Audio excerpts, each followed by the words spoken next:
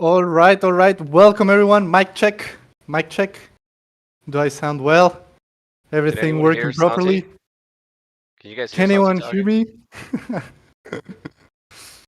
Oh my god, Couldn't let that one go, man.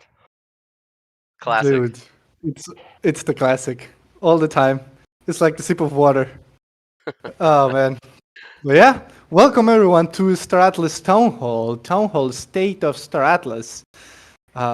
It's a big one. It's no little one. We're close in the year 2024, guys, and it's been a huge year. What a huge year this was. But the year didn't end here. Today, we have a couple of things. We have big stuff coming today. And I'm pretty sure that a lot of the people here in the audience will be pleasantly surprised with what we have in store for today. So, today, we're literally updating you on everything we're working on. Every single product pipeline. So, I heavily recommend you guys to go grab your drinks right now, go grab your snacks, get yourself a comfy spot in your house because we're going to be here for a long time, definitely more than an hour. So grab your drinks, be comfortable, and prepare yourself to stay here for a while. So in this town hall, really quick, what we'll be talking about is we'll be recapping you on 2024 and everything that we achieved together as a team and as a community as well. You guys have been a big part of this, so it's all together. We'll be updating you on all the Unreal Engine 5 products, including Fleet Command. We'll be talking about Starpath, Never Alone. We'll be talking about Core. We'll be talking about Crew. We'll be talking about Fleet Rentals and marketing and community as well, and some extra surprises at the same time. So, with this said, I know, Michael, you had your camera on, but I would like to introduce my co-host, the man with a million gifts. I think that's the proper introduction right now, and I want to see all those Michael Weiner gifts in the chat. Michael, how are you doing, my friend? I've got a new favorite just to kick this thing off, but I am doing great, Santi. Doing fantastic. Brought my golden era gold sweater out, brought it back. 4 years running, but it's awesome to be here, man. What a great year that we've had already. Um, I think we just had a big all hands team meeting right before this, and was sharing some of the sentiment and reflections that I was having over the course of this week and even last night. But just incredible to see where we've come. The things we've had to overcome as a team, but also as a community. Everybody that's here with us right now, that's stuck with us through more challenging times, and we're on the precipice of what I think to be one of the biggest opportunities for us as a company, for Star Atlas as a brand, for this community, to all succeed and grow together in the years to follow. So, really excited to be here. I wanted to invite everyone to my personal kitchen where I've been cooking for this particular town hall. It's been a while, Santi. I mean, I think we haven't done a town hall in what, 8 months or so, Like right? I a can't, I couple can't months remember. for sure, yeah. Yeah. Yeah. So we've been I would say we've taken a little bit of a more conservative approach to the type of information that we're sharing with you all, and I know to some extent it feels like we're not sharing enough, but I think by the end of this town hall, you'll see what exactly we have been cooking, what we've been working on, and I genuinely think everybody's going to come out of this quite excited and quite impressed at what the team's accomplished here. So really excited to jump into it with you, Santi. Yeah, no, absolutely. And on that note, Michael, yeah, we want to bring town halls back for sure. We want to keep everyone more updated on everything that we're doing. So this is the first of many that will come in well, the last of this year, but we'll have many next year, hopefully. So I think, Michael, we can jump straight into business here. We should start with a little 2024 recap and everything that we have accomplished. It's been a big Yeah, year, big year. It has been a big year.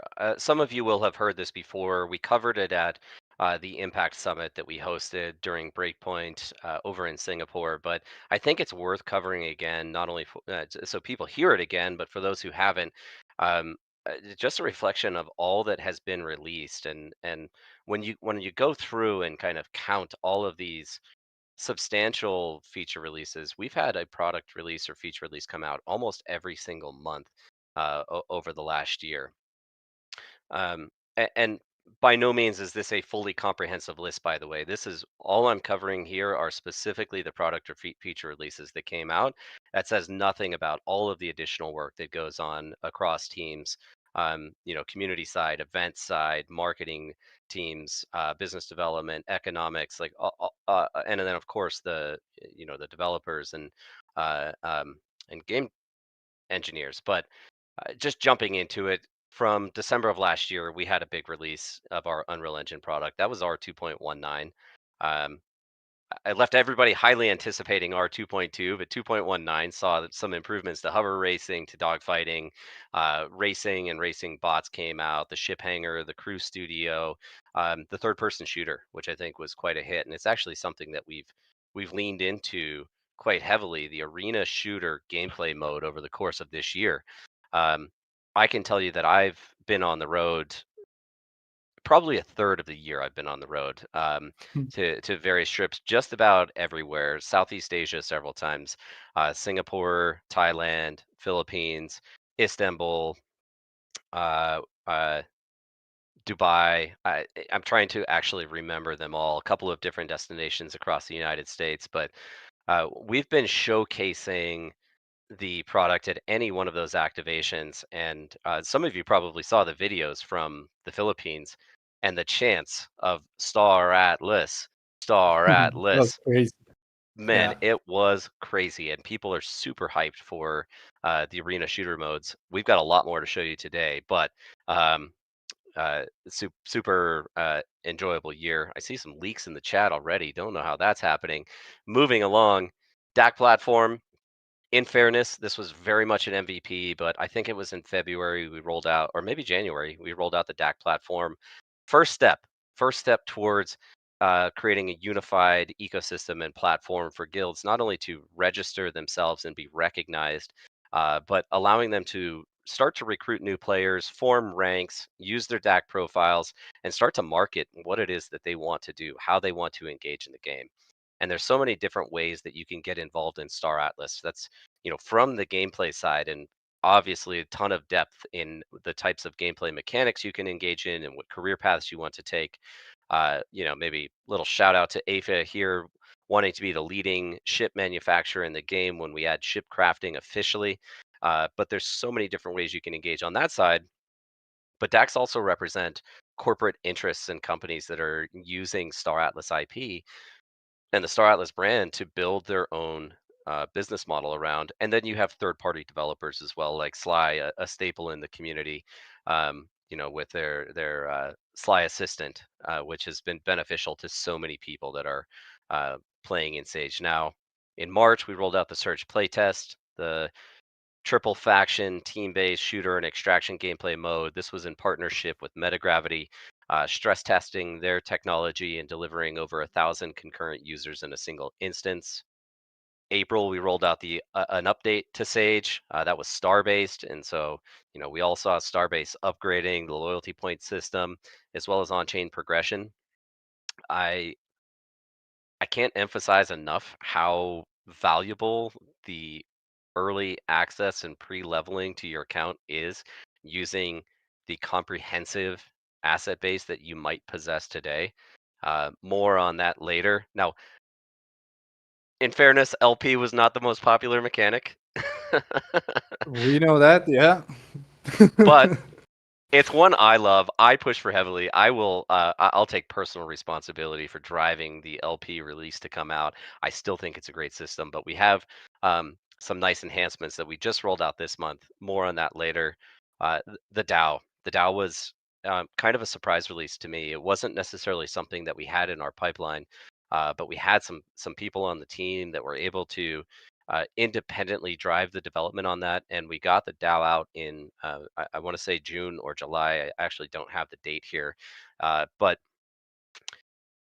one of the comments I made to the team earlier was that this is so integral to the philosophy of Star Atlas, a huge aspect of what we've been presenting and the vision we've presented to the world is that the Star Atlas IP is going to be owned and controlled by the DAO. I don't know if people realize how valuable that is or what kind of a, and for lack of a better word, what kind of a gift to the world that is. But no company in the history of corporations has ever developed IP of the magnitude of Star Atlas and just simply, given it away. And so we of course want to be involved in the continuous development in for decades to come. But laying the foundation of the DAO with the initial structure, electing the council. Congratulations to the 5 people who got elected to the council. Those were all they all campaigned and were community elected through the Star Atlas DAO process. It The was an treasury is intense campaign, Michael. Sorry to interrupt you, but that was intense. So shout out to the council and shout out to everyone who ran for it. There's going to be another chance, so don't get discouraged. And yeah, shout out to the council. I know they're cooking. I know the council is cooking. So they've been doing a phenomenal job so far. And just for clarity, right now, the authority of the DAO and the people participating in the DAO resides solely in control of that treasury.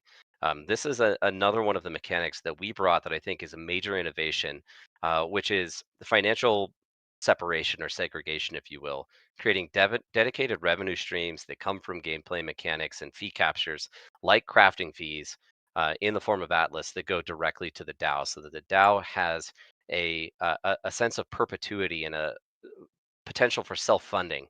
The DAO doesn't need to go out and create its own revenue streams as of right now because it has revenue streams. And to the extent that Star Atlas grows and the economy grows and we see more transactions and we see more people, there's a higher GDP and greater wealth across the Star Atlas economy that directly funds the Star Atlas DAO and gives it the opportunity to invest in things that it thinks are going to help grow the ecosystem. And that's the authority of the DAO today, is to leverage that $5 million in treasury to take advantage of the ecosystem fund that was carved out and start to help to grow and invest in teams and projects and individuals that are going to help Star Atlas succeed, the brand and the idea of Star Atlas succeed.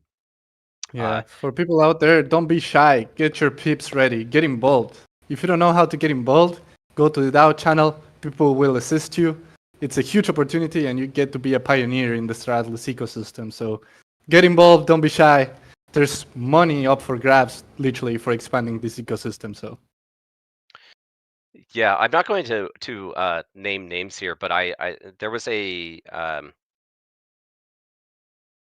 event that occurred over the weekend where a proposal came in to the PIP discussion channel, and uh, while it got a little bit controversial initially, what was impressive to me was the extent to which the the people in that DAO channel were able to rapidly analyze and assess what the proposal was, and I'm so encouraged at the dialogue that took place because it indicates to me that people genuinely appreciate uh, the authority that they have and the power and the value that exists within that DAO.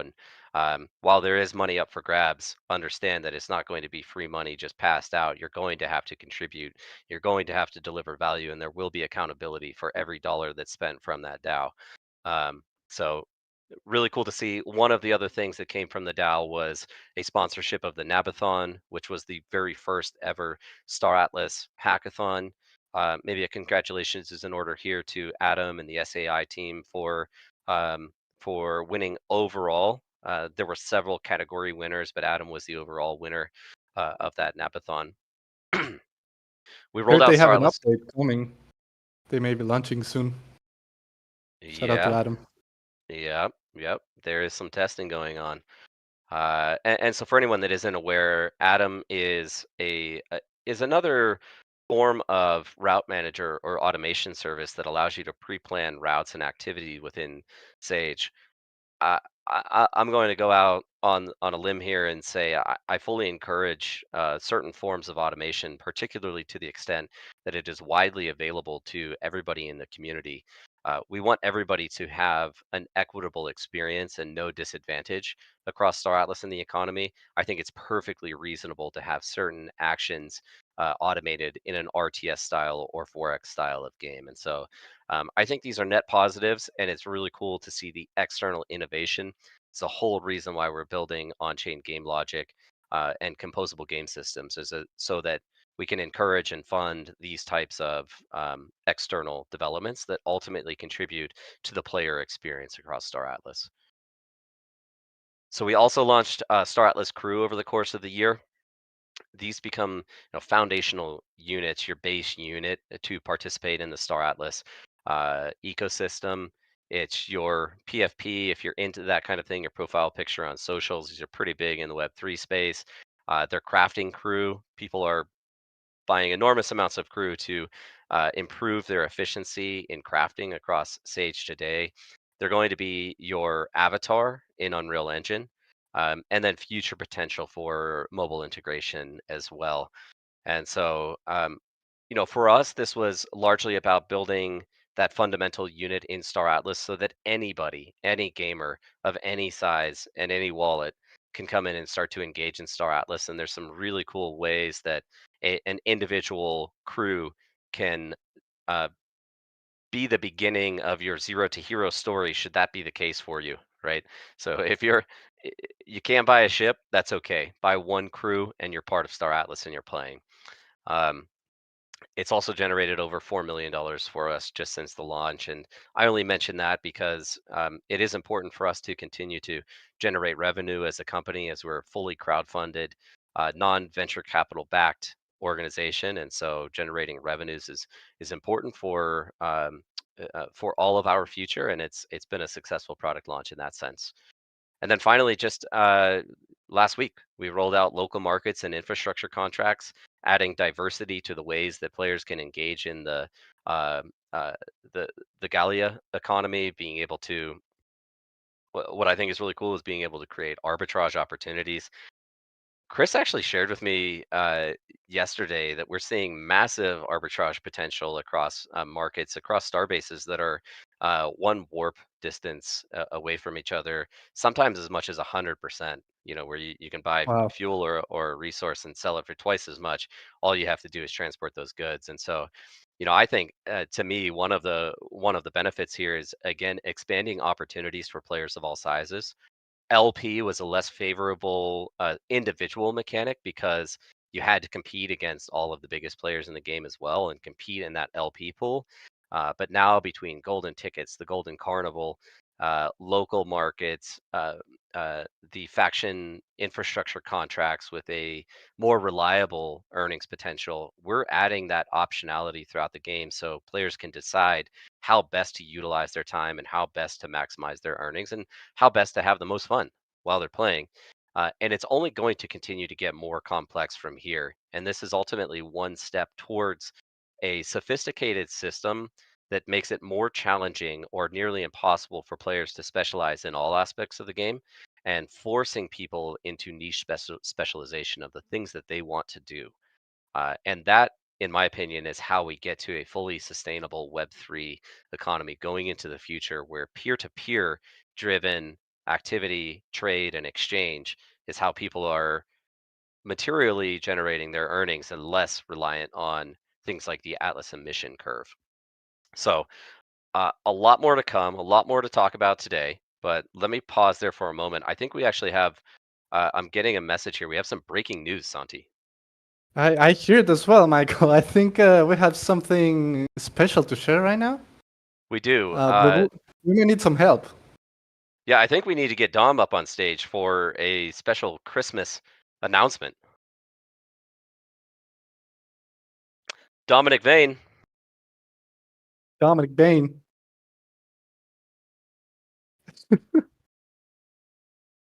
I don't hear Dom.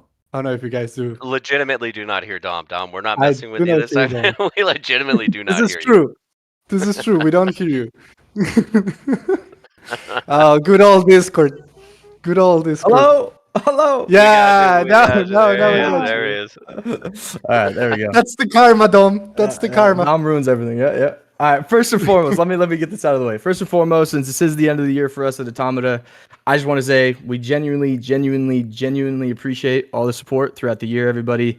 We genuinely wouldn't be here without you guys. I know there's a lot of genuinelys here, but thank you. Sappy stuff out of the way. Most of you know we recently released a huge update to Sage Labs, introducing local markets and infrastructure contracts. And we have a little Christmas surprise for those of you who played it in the first week. I'm going to go ahead and play this now.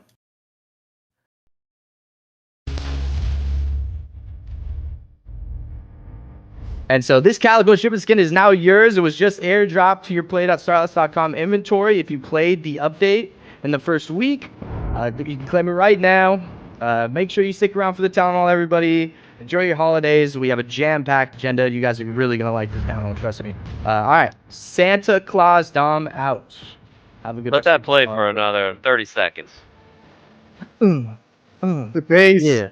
Yeah. Should I start rapping on this? Yes?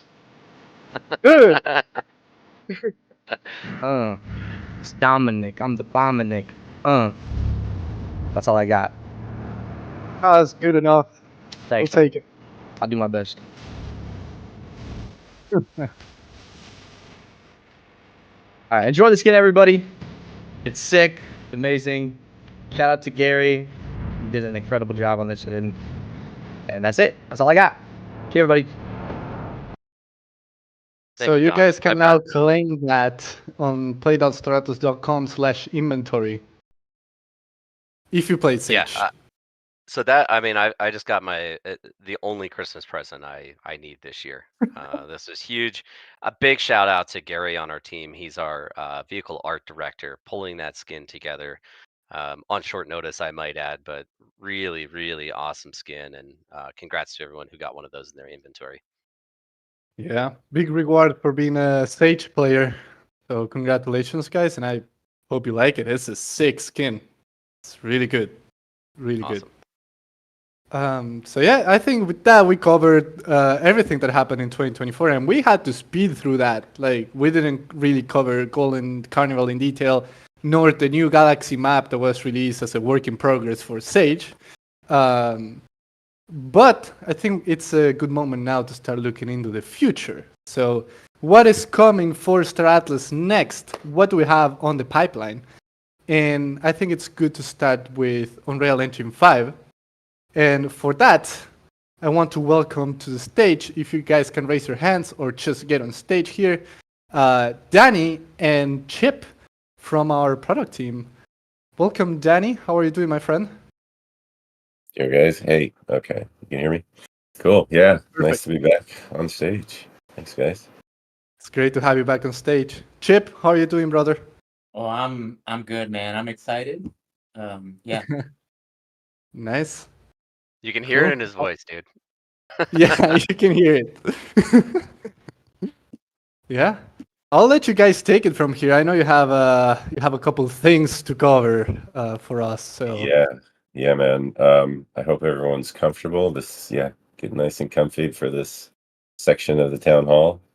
Might be more than what you're expecting, but before we get into that, I just wanted to say, I don't think maybe a few people in the community know about this, but it's my great honor to announce to the community that Chip has been officially promoted to VP of Game Product at Automata.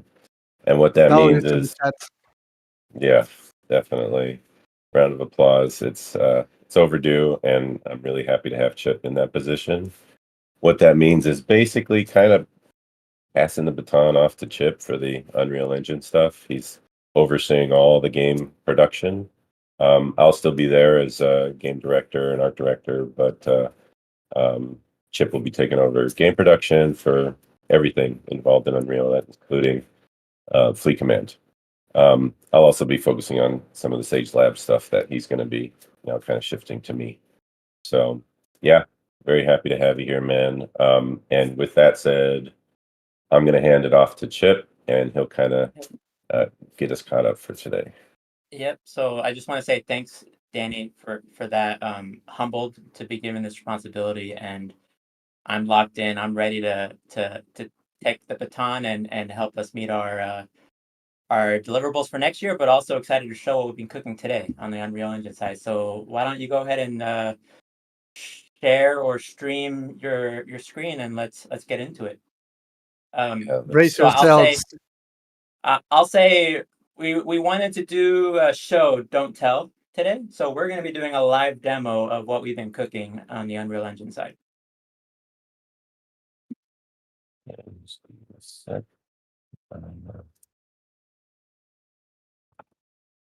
Okay.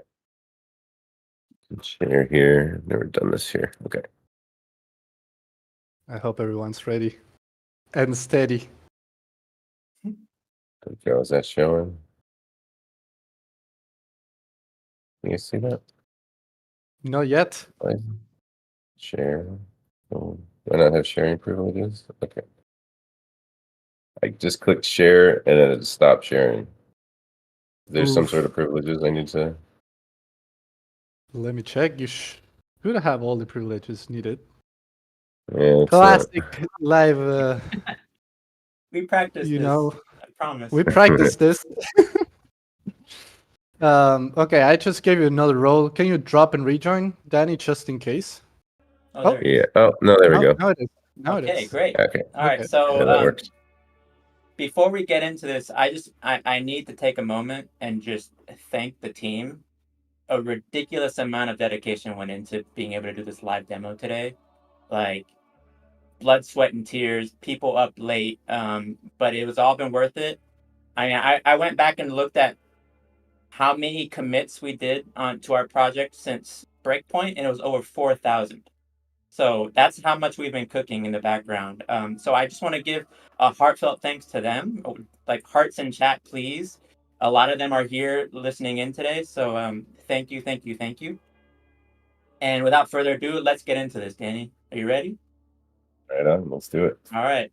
So you'll notice, first off, the title screen's a bit different. We did a refactor. We changed up the UI UX. We added new settings, buttons, and a new play menu is what we're calling it. So that got a full refresh. And then I'm noticing though that you have your EXO, the female EXO, standing there in the forefront, and we've seen her a lot. She's an OG.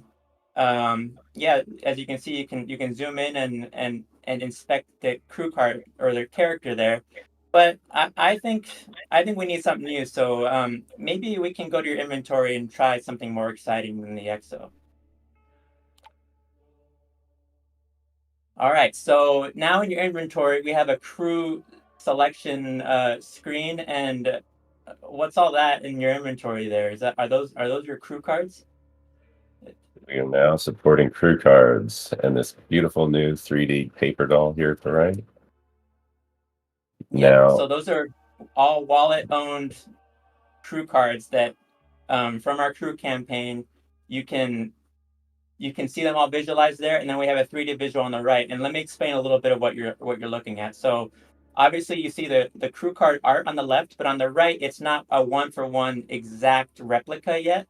And what we're doing is over the next, periods of development, we're going to continue to bring in the UE5 assets to one-for-one match up with the crew cards. But in the interim, rather than not being able to play with your crew members, we're using what's called a loaner matrix. So we have a mapping of crew cards to what's already in Unreal. So as you can see, we already have various crew assets available, and as we populate that matrix over time, your crew cards will eventually one-for-one be represented by everything that's in your crew card. So, but yeah, why don't you go ahead and show off the new feature where you can favorite different crew cards. So you favorited this Ooster here.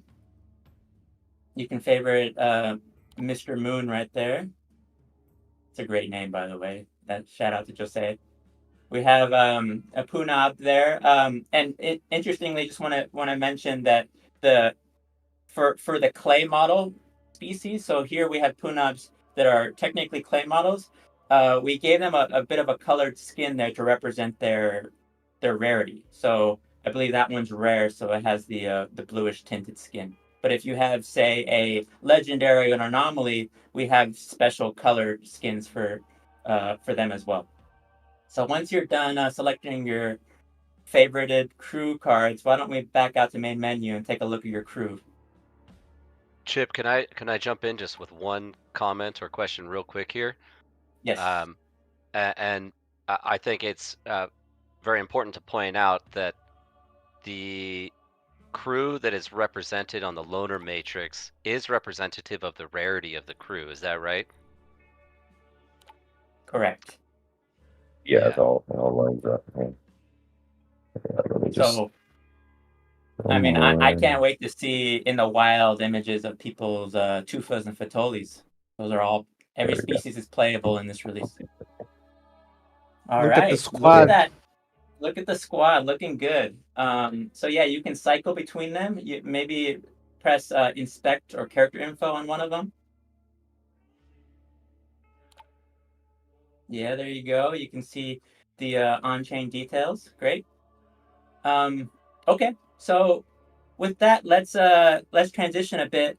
Maybe why don't you choose the crew, your favorite crew card or crew member, and what I'm going to do is one sec. I need to pull up the game real quick myself. I'm going to host a game, and why don't you come join me? Just give me a moment. So Did anyone see the size of the Punav?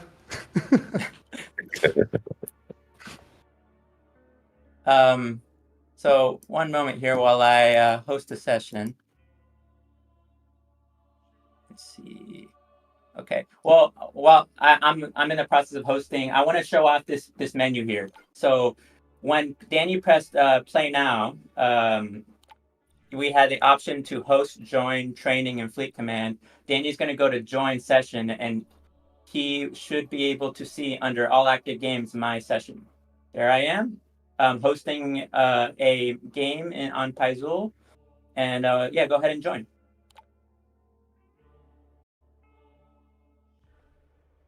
So Pisul, by the way, as we're loading in, is a brand new map. It's short for Pisul Arena.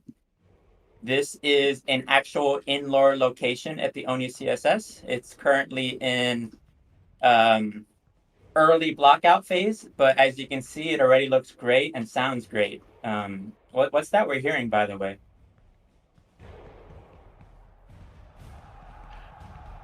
If you aren't hearing it, make sure you unmute Danny. So yeah, this is an arena. This is a gladiatory arena. We've got crowds chanting here while we engage in a death match.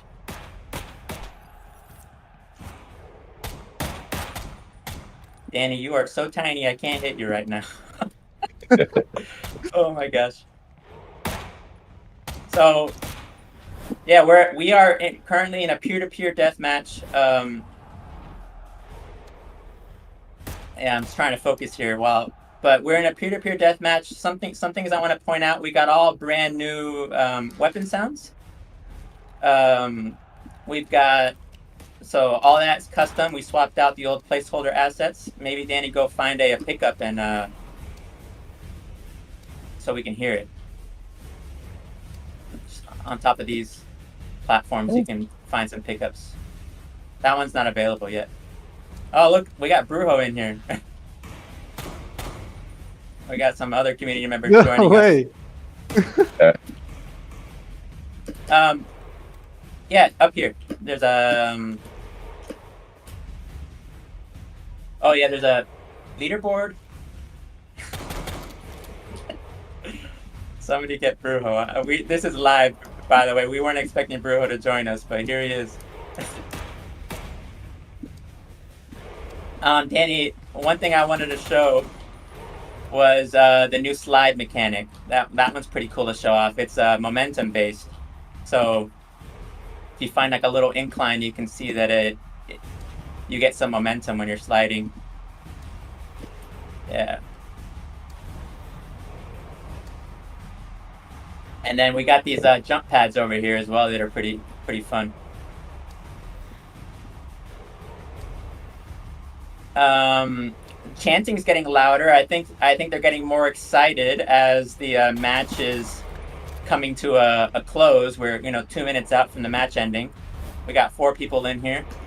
It's looks like it's Shaddix joined us as well.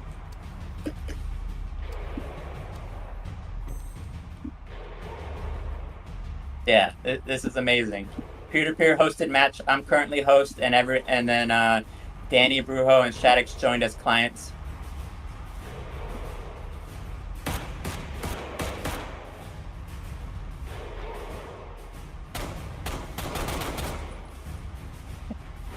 Nice. Crazy to see the Puna with the gun. Puna with the shotgun.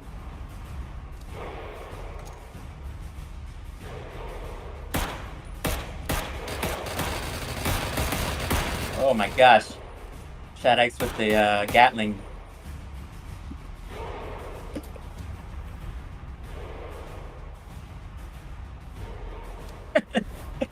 I get squirrel with gun vibes. I love it. It's hilarious. We were so excited to be able to bring in all the species as playable. So it's so fun to see. I still haven't seen the Tufas and the Fatolis running around, but I'm told that they're playable, so. No. There you go. Ragdoll needs some work there, but that's all right. We'll get to that. Nice.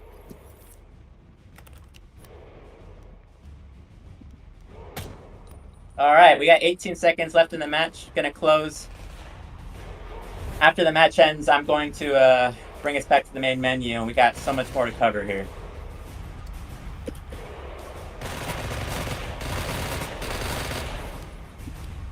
Hard to kill the Puna. Yeah. All right. So I'm gonna quit to main menu, and we're gonna move on. Okay. All right. So Danny, why don't you show us how you can host a session? Is there any game mode you wanted to try out? I can join you. Let's do the racing. Racing's been updated. Let's go to All right. Bullet. Some racing. Let's do it. All right. So I'll hop into your showroom race session real quick.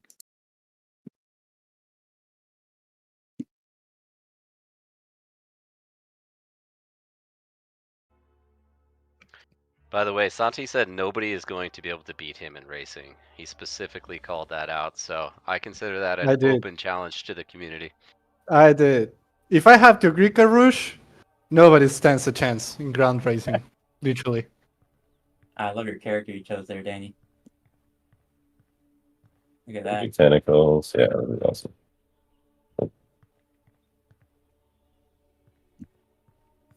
That's not me, by the way. I'm there. I am repping my my Easter character here. All right, yeah. Let's summon some ships and let's show off what peer-to-peer racing looks like.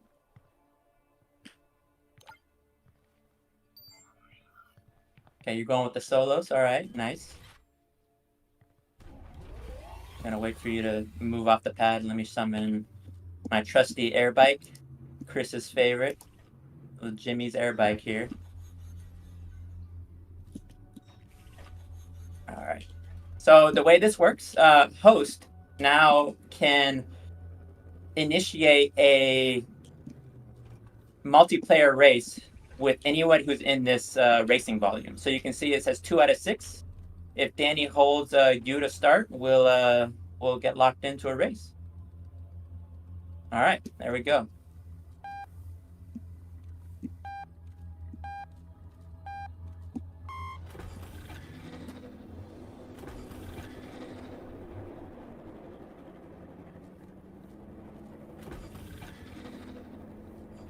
One thing I want to... Oh, you missed it. I like launched over it. I don't even know what I hit.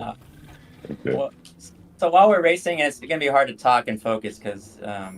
but I want to mention, we did a full overhaul of our flight model. That includes hover mode. It has a brand new physics behind it. and it got a much better feel, much more inertial feel. So I'm excited to receive some feedback, but we think players are going to love it, and it's closer to what they would expect with with flying and piloting their spaceships.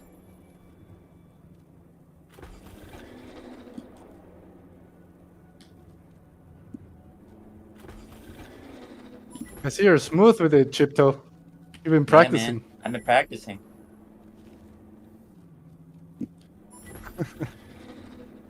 So this is still very much work in progress. You'll notice a bit of jitter on the ship movement. We'll work on smoothing that out over time, but we're just excited to be able to get some actual multiplayer races going. This is huge for us, and it's already really fun. I think it's smoother than it was yesterday. Oops, I hit the wall there.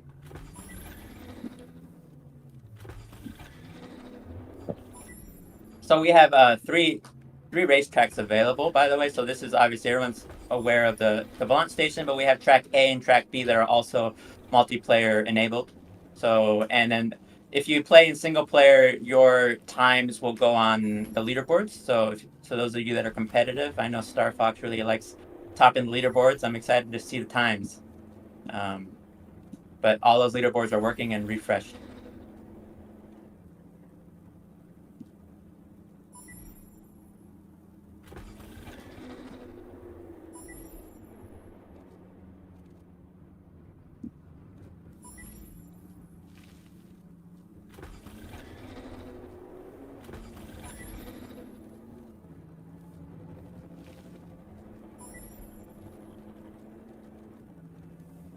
Catching up.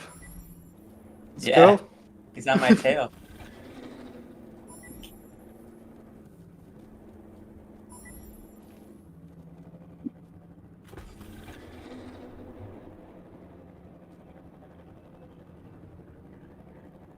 Oh, Ah, no way.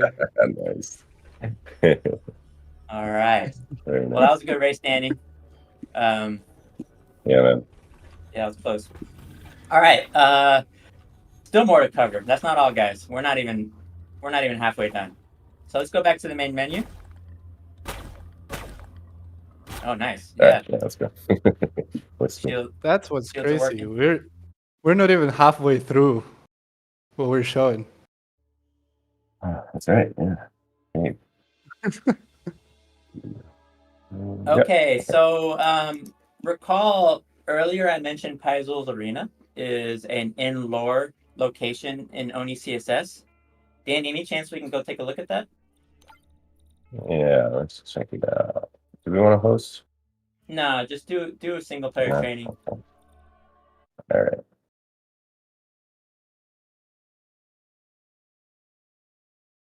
I'll hand over the mic to you here, Danny. I know you have a lot to say about this level.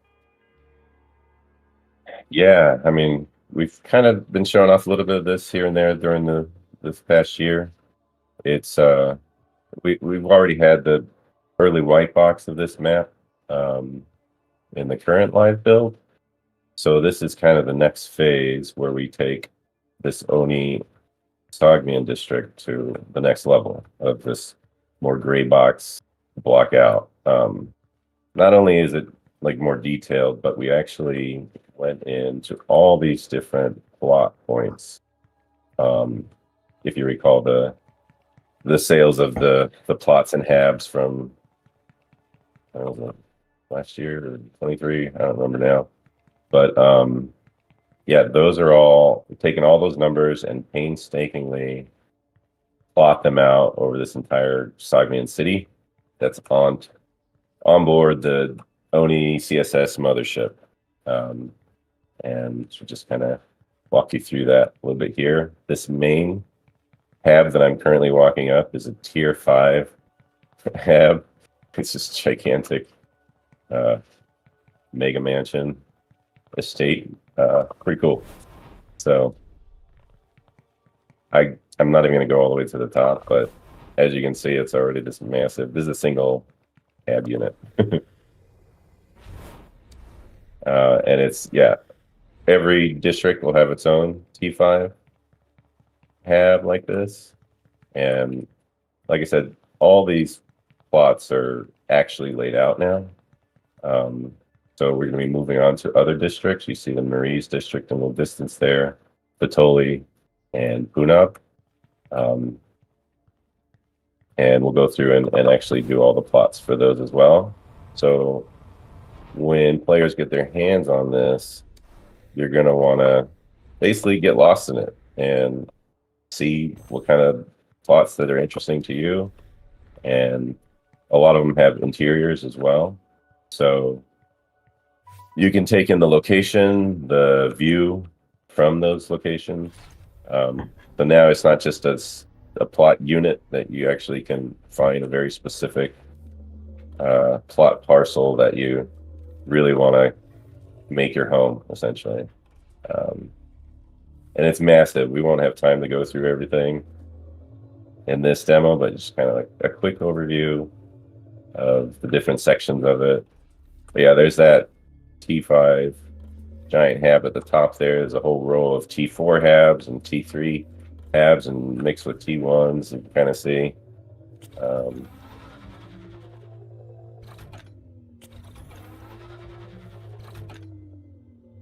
That's a pretty cool section. Some parts do have some early art added to it. You can see these cliffs kind of being developed and some close to final art. Flight mode. But we were just in Pisul Arena in that death match, and you can see that it's actually on location here in the city. Still working on optimization passes, but everything's basically laid out for Oni Sogmian, is what we call it. And what I mean by finding a nice plot, see the location that you like. We'll just talk about.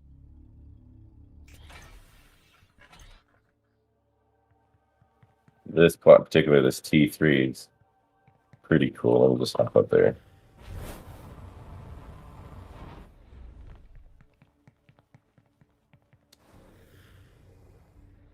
So,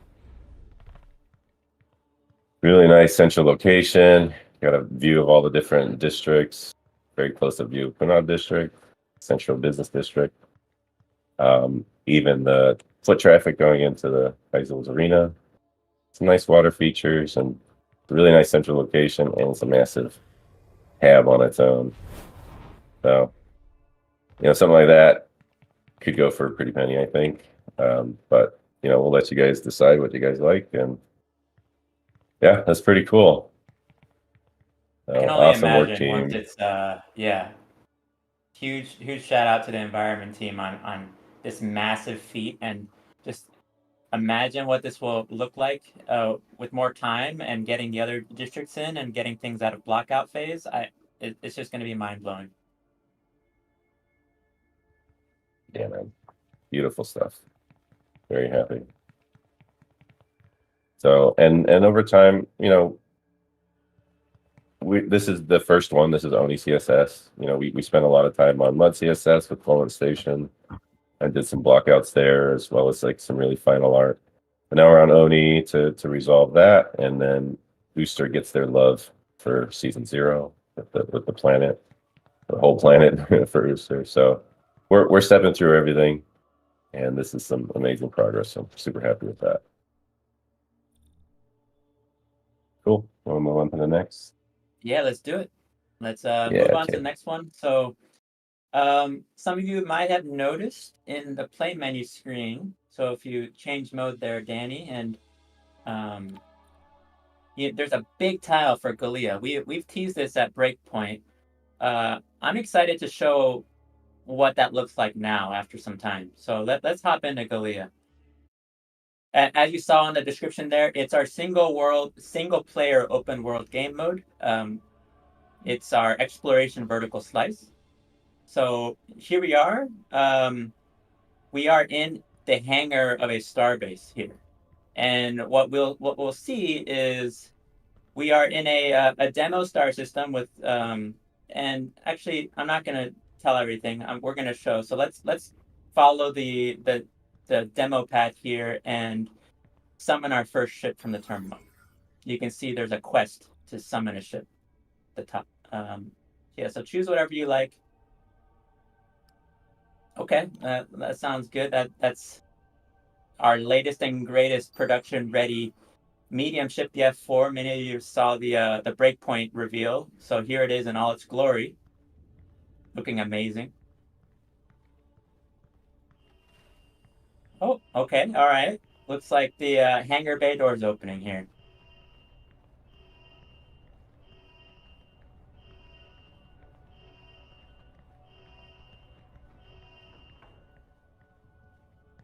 All right. You know, something I want to show for everybody watching is, what happens if you jump out into space there? Do you just fall, like, or do we have zero G working now with characters? That's right.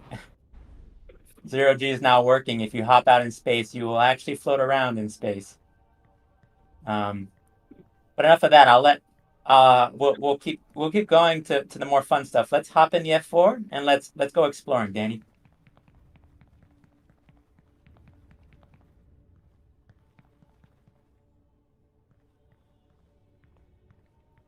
By the way, the vehicle department did such a great job on this ship. It is looking great. I love walking around it every single time.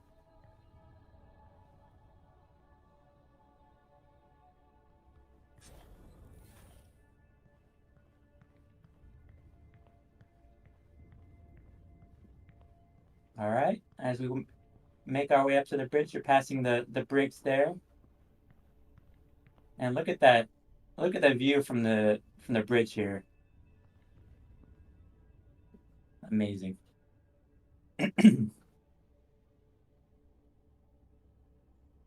All right, Daniel, what do you say we hop in the pilot seat and we make our way, or do you want to take a look around the ship? Up to you.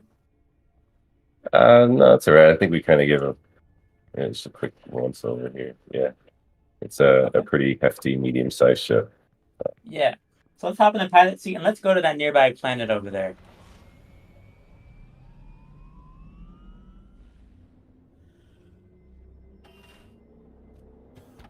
Okay. Why don't you? It's gonna take a while if you go at this speed. Let's subwarp to that planet. 3, 2, 1. Engage. So here we are in subwarp mode, approaching the planet. Alcatraz prison in the distance. What did Jose name that one, man? He's so cheeky sometimes. All right, look at this, man. No loading screen, streaming in the planet surface. We're using exosky planets. It's such an amazing job on being able to get this to work. Here we are, jumped out of flight mode. Let's approach the planet surface and take a look.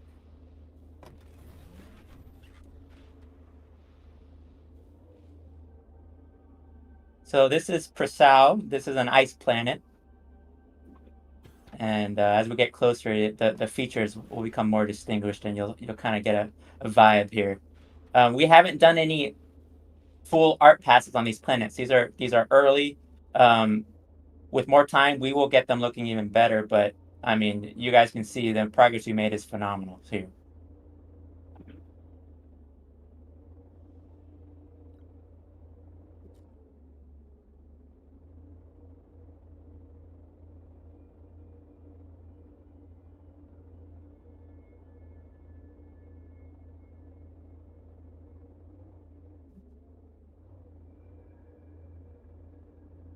Yeah, I could just watch it all day.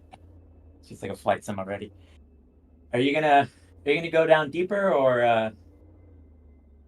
yeah? I wanted to take get a to those closer chasms, look. but they're a little far Yeah, they're away. a little far away.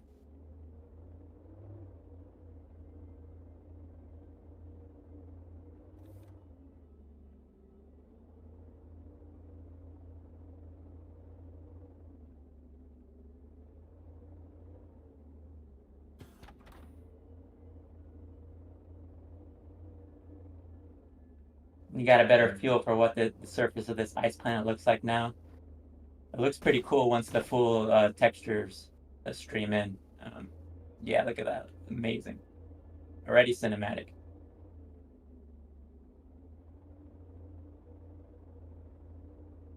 just imagine once these planets get a bit more populated with waypoints, it'll truly come to life.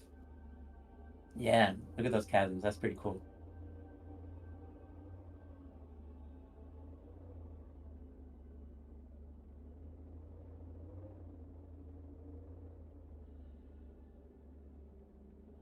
Look how, I just want to take a second, how buttery smooth this is. Like, that's mind blowing. It's seriously. Yeah, this is Yeah. I was gonna say, actually, let's go to another planet. Or we have more than just one in this star system.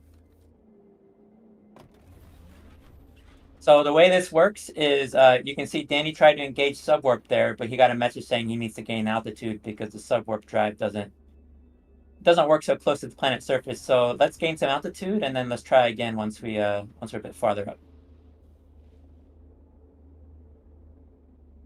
I like to use the rear view camera while I'm gaining altitude.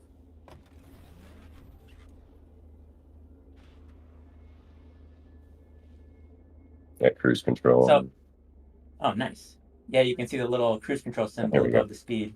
3, 2, 1. Engage. All right. Let's go to Urbis.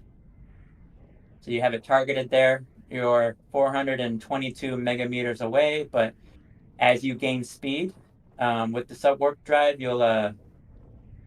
you'll quickly lower that time, their ETA there. It says 2 minutes, but we'll get there pretty quickly. Well, one thing, Danny, you mentioned in the past, though, we don't want players to be spending hours trying to get places. So we're still figuring out, but we definitely want players to feel like they can get into the action quickly. So this is about the timing we're comfortable with at the moment. It says it's an Earth-like planet, so I read that to mean that it's going to be green and has foliage.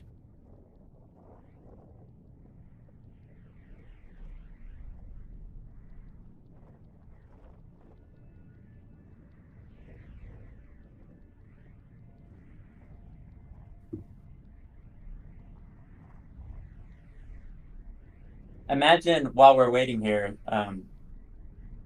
it's a planned feature, it's not in yet, but being able to hop out and manage your Sage, your fleet command map, it gives you a kind of idea where we're going with this. But here we are approaching the planet, going towards Sea of Leaves there. As you can see, the ship auto throttles the subwarp speed as we approach the planet.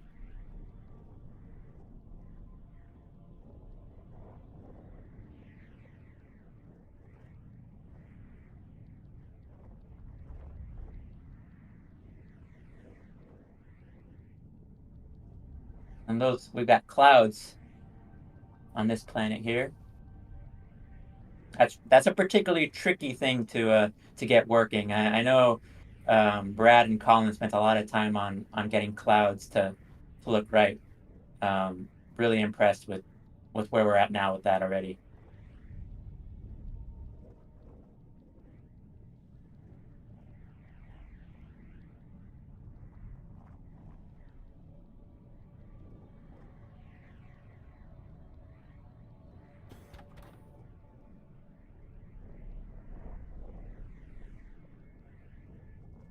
While we're approaching, you can see that the F4 has missile base and countermeasure systems in the HUD up there. So we got those attached. Previously, those, in the previous release, ships didn't have missile bays or countermeasure systems working, but now those are in fact working. Maybe Danny, once we hit the surface, you can kind of shoot them off and show players what that looks like. But we're still making our way.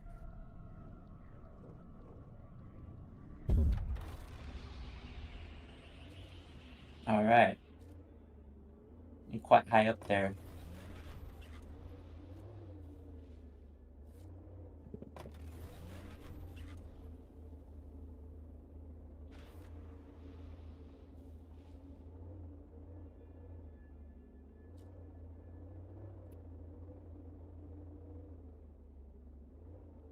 Find the ocean. Is it gone now? The ocean, the topology might have changed, but let's make our way down to the surface here and take a look at what Urbis looks like. Look at that. Look at all the foliage. No noticeable hitching. All streamed in. Nanite enabled. Wait till you get up close and take a look.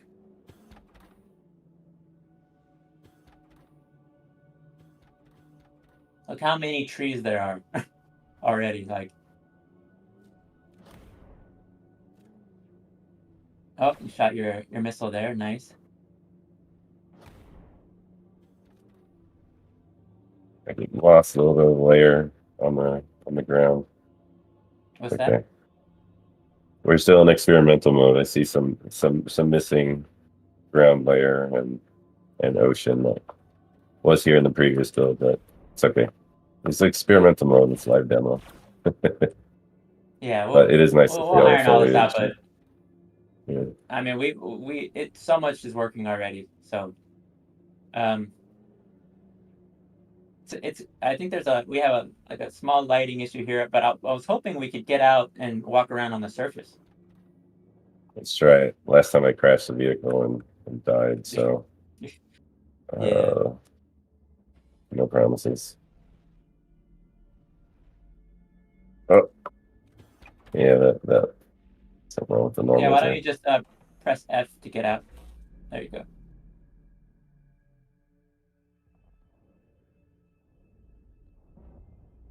You got stuck. That's one bug we're still trying to work through, is the streaming of the ship interior when you get out. But yeah, we're walking on a planet surface with directional gravity, spherical gravity here. Turn on your headlight maybe. So you have it on. So anyways, that walking on planet surface is working. If we had a bike, you could run around in hover mode. But yeah, able to fully explore the planet's surface to your heart's content there. Yeah, custom gravity on these planets. Yeah, we also got working. If you had a Maries with tentacles, their tentacles are also correctly simulated in the custom gravity. So we did a lot of work to get custom gravity working. Even the shot bullet casing. It's hard to see here, but they correctly fall towards the planet surface wherever you're walking. A lot of little details that sometimes can take for granted that you have to think about when you add support for things like this. But anyways, Danny, is there anything else you wanted to show before we hop out for our last little segment here? It just goes to show, like, wow, there's so much real estate now that you guys can explore with these planets. It's insane. I mean, this is just scratching the surface, and I'm sure when players get their hands on it, there's going to be there are fine things we don't even know is in there. So pretty cool. Cool. All right. Well, amazing. We have one last segment we want to go over. Let's go to the main menu and show the last game mode. We've seen that button, Fleet Command. Highly anticipated. Let's go ahead and show off where we're at with that.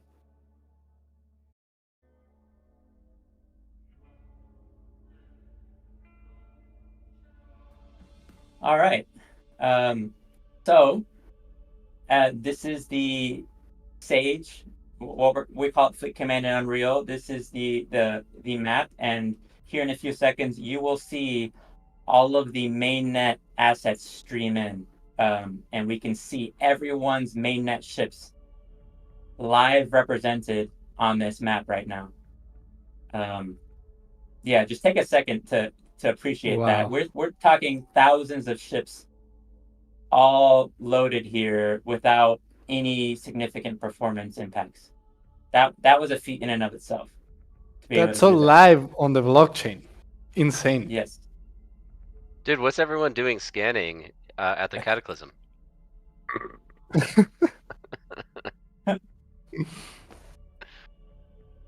They're all placeholder evacs right now, but yeah, we'll get that working in January, but right now it's representing everybody's fleets. It just has a placeholder evac model. But you can see, maybe let's go into a sector and see what sector view looks like.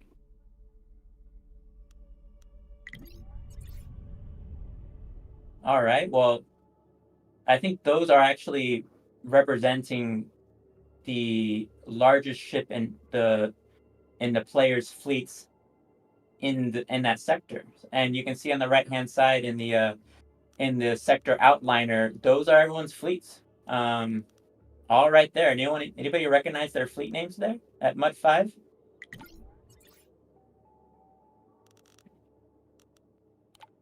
If you click on fleet details, so the Iguana's fleet, there's the cargo, it has an imp and a ballad in it. There's real like on-chain data right there.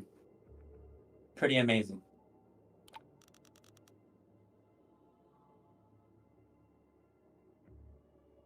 I think So this is all real wallets here, Chip, right?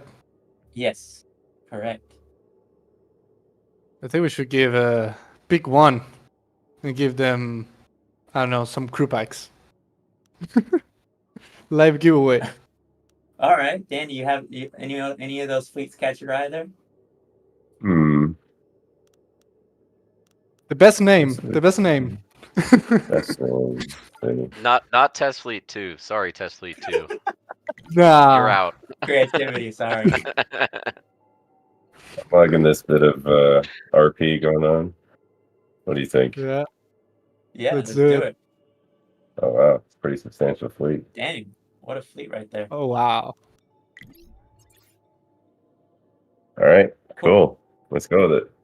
I'm not gonna try to Congratulations, pronounce the it. owner of Maelthra Tona Kleve fleet. You are the winner of a live giveaway here. Wait, but they have to get on stage and actually pronounce the name of it for Yes. joking. Cool. All right. Well, Right. yeah, I think that wraps up. I mean, there's plenty other to explore in there, but that is Fleet Command working with mainnet data, which is a huge feat. Kudos to the Fleet Command team. They worked their butts off to get this working, and it's looking great. Huge. Yeah. Amazing, beautiful work. Yeah. I want to see the biggest W's in the chat ever. That was a huge demo.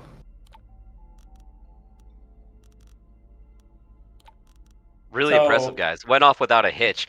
Took a big chance here, going fully live. Show, don't tell. Executed perfectly. Well done. Yeah. Thank you. And Chip, I'm losing my steadiness here. Uh-huh. When? How about let's wait till the end of the town hall and we can talk about when. How's that sound? Okay. I don't want to distract. Yeah, let's do that. Follow up. Okay. Ask me later. All right. Okay, fair I'm gonna enough. hop off stage and hand it back to you guys. But yeah, thanks for giving us the time to show off what we've been cooking on this demo. Love Yeah. where we're at. Wait. We need to talk 2025 with you, Chip and Danny as well. We don't let you go like that. All right. Fair enough. We don't let you go like that. First of all, I Santi, know, that was the most steady, unsteady when I have ever heard come out of your mouth. But yeah, I'm excited. To I'm find out trying. more. You know, I've been trying, Michael. You know, I've been trying. But yeah, I think what we just saw is amazing, guys. Like, huge kudos to you two and to the whole UE5 team. That's just mind blowing how fast we're moving. And if you get to see a little bit the behind the scenes on how fast everything moves in UE5, it's crazy. The team has been locked in for real. It's been crazy progress every single day. So. And you know what? We had some playtesters participate that were really phenomenal at providing feedback, bug reports, helping the team get it polished to the point that it is. So big thank you to the people that did get selected to playtest and helped out in those final stages of getting to here. I want to echo that. They were huge. We had a group of around 18 testers, And without all of their constant testing and reporting, that demo wouldn't have gone as smoothly as it did. So thank you so much to them. Our play testing, it's just a massive success, because I think it was earlier this year we decided, why don't we get community playtesters involved? I don't know whose idea, maybe yours, Santi, or Dom's, but it was a great idea, and we're going to continue that. Yeah. Be active in the community for chances on getting in the playtester. So we'll keep doing it. But yeah, I think Danny, Chip, if we can get a little bit on what's coming after this. I know we're getting ahead, but a little bit of 2025 and what you guys have in mind. Yeah. Yeah, you guys saw what's coming very soon. And I can't wait for all that stuff to get in your hands. But basically what you see there is the foundation for what we're going to be releasing in 2025. Things will just get more and more polished, as you see, like Pisul's map will actually look like a final AAA arena map. We'll put more polish into the other map as well, Gateway, and then multiple game modes. We just saw the death match, but we'll have Surge coming back. We got other game modes, team deathmatch, gun game, VIP. So having those all playable in P2P, but also our efforts going to create a dedicated server. So everything we're building for the peer-to-peer also basically just gets put onto the servers, dedicated servers, and now people can play in a performant way in their regions across the world. So that is the big push for first half of 2025. And then you've seen the actual playable of Fleet Command and how that's going to mature. So Fleet Command getting to parity with Starbase, fully playable in UE5.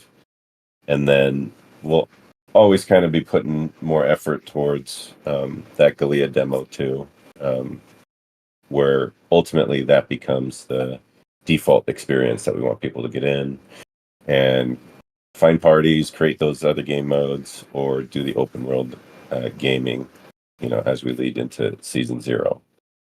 But yeah, that's largely what you see. A lot of the locomotion's going to be updated. We'll get a beauty pass and refinement on every bit of locomotion, including the jetpacking and some enhancements to jetpacking where you actually can collide and hurt yourself and take fall damage and stuff like that. Improvement to the gun inventory, more final guns across the board, and then introducing. We have all the UI for it, but the progression is already there. So while we're not going to do full validated progression based on your performance, because being a blockchain game, there's massive incentive for cheating. So largely what we're going to do is time-based progression. Kind of how we did for Surge, where anyone who came and played the game, you got a reward. So we have ways of tracking that, daily check-ins, daily streaks, games played, time played in those games. We can even make some faction-based incentives too. And then having different things that are rewarded from those progressions. And yeah, also refining the characters to be able to play with a bunch of different characters, different scale, with some trade-offs. Less hit points, stronger recoil for smaller, and vice versa. So yeah, that's largely what the beginning of 2025 looks like. Don't know if we want to get into the later half of 2025. I think maybe we want to share some of that excitement for later. But anyway, Makes excited. sense to keep it a little bit. Yeah. You already shared the log, guys, today, so Yeah, there's a kind of a big dump of all the cool stuff that's coming in the near term. So, yeah. Great I job, guys. cannot wait. Great job, guys. So yeah, thank you for joining the stage, Chip, Danny. Really appreciate having you here. And I know, as Michael said, you took a big risk doing a live demo, but it went pretty well. So, Chip, I'll hold you accountable to what you say. All right. At the end of the town hall, I will be looking for a date. All right. I'll get one for you. But Okay, pleasure as okay. always. I'll be back later. Yeah, my pleasure. Thanks, guys. See ya. Thank you, guys. All right. How do we continue from here, Michael? It's going to be tough. I was just on mute, but I just want to say incredibly well done on the demo and phenomenal job from the team pulling that all together.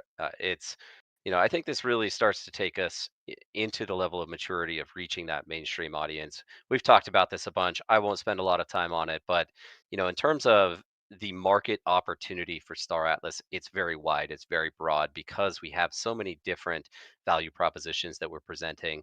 I'm still extremely excited about the economic and financial opportunities that we present, but man, this presentation really starts to tag that mainstream audience, and there's so many different ways that you can engage even in Unreal Engine 5. If you're a racing player, an arena shooter player, you just like adventure and open world exploration.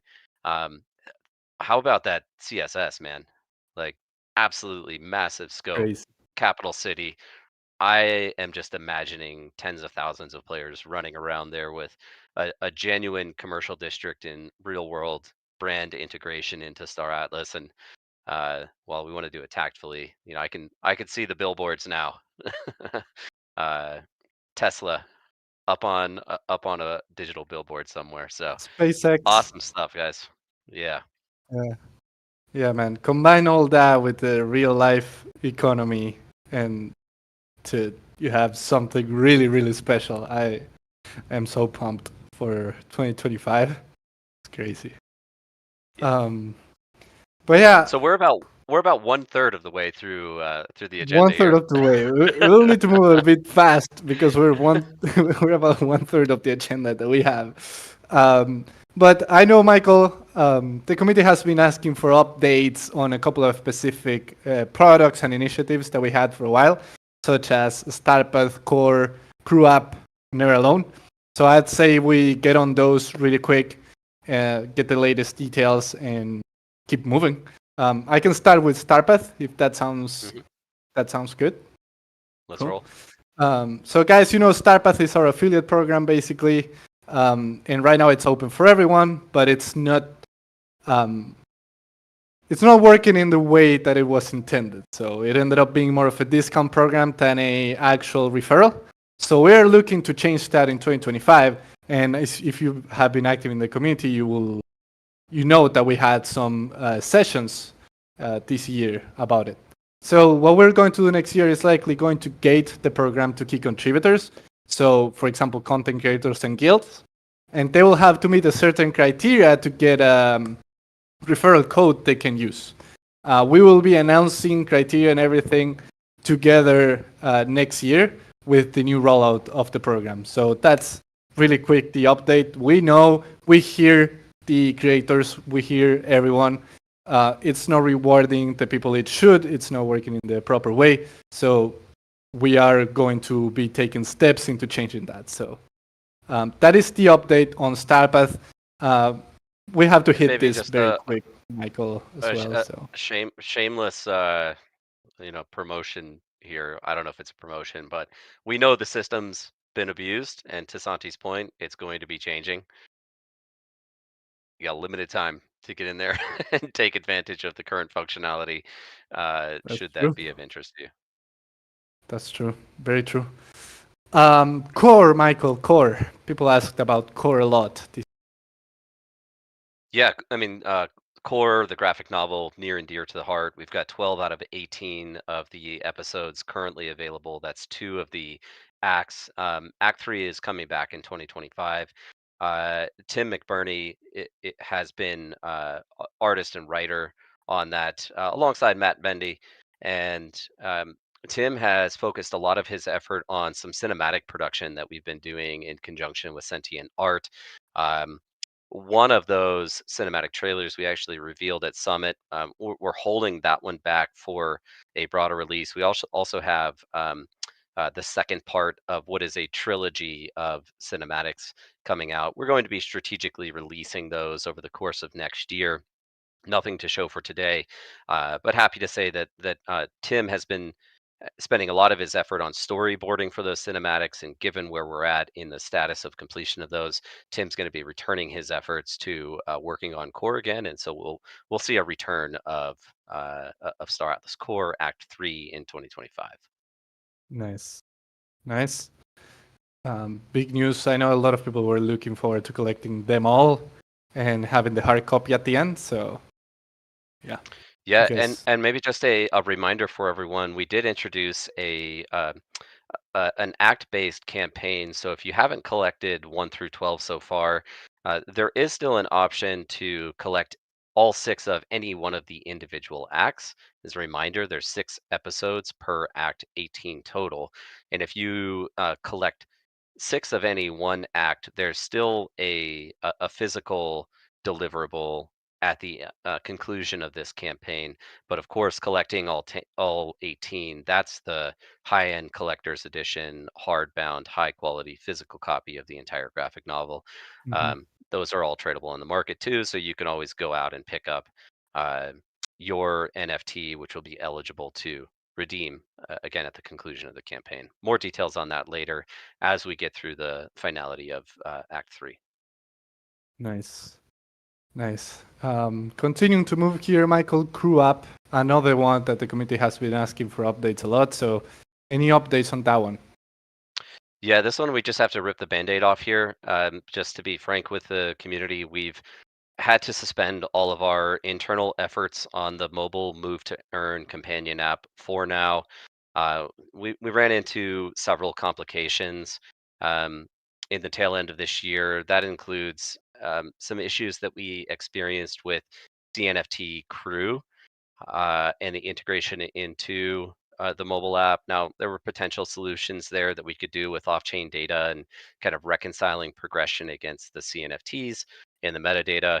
But the bigger issue that we ran into was that creating an algorithm to validate movement data was proving to be quite challenging and would be quite time consuming for us internally.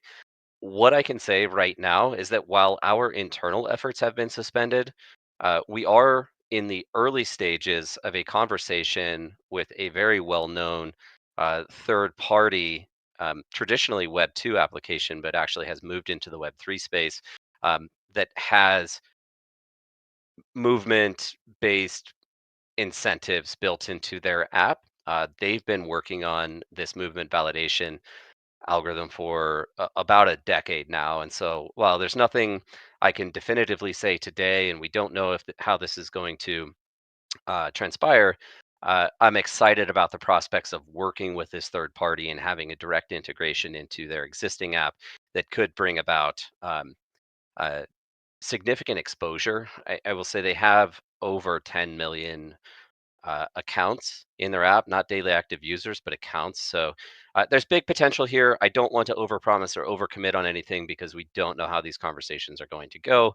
But from my perspective, the priority with the mobile app is not necessarily to forfeit it, but actually to look for a partner such as the one that we're in conversation with and look for an easier path to implementation to deliver those move to earn character progression mechanics that we've talked about.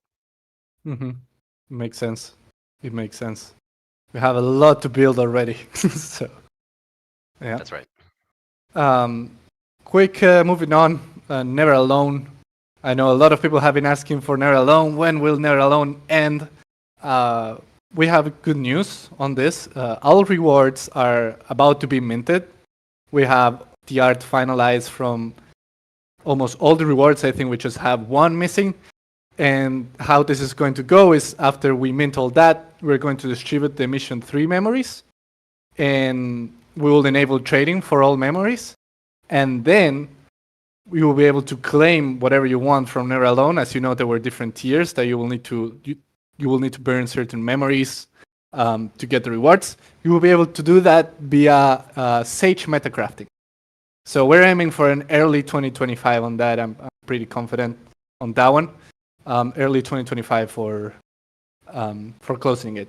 I know some people are saying, aren't we missing mission 4? We're going to cut it at mission 3, but the rewards are still going to be the same. So don't worry about that.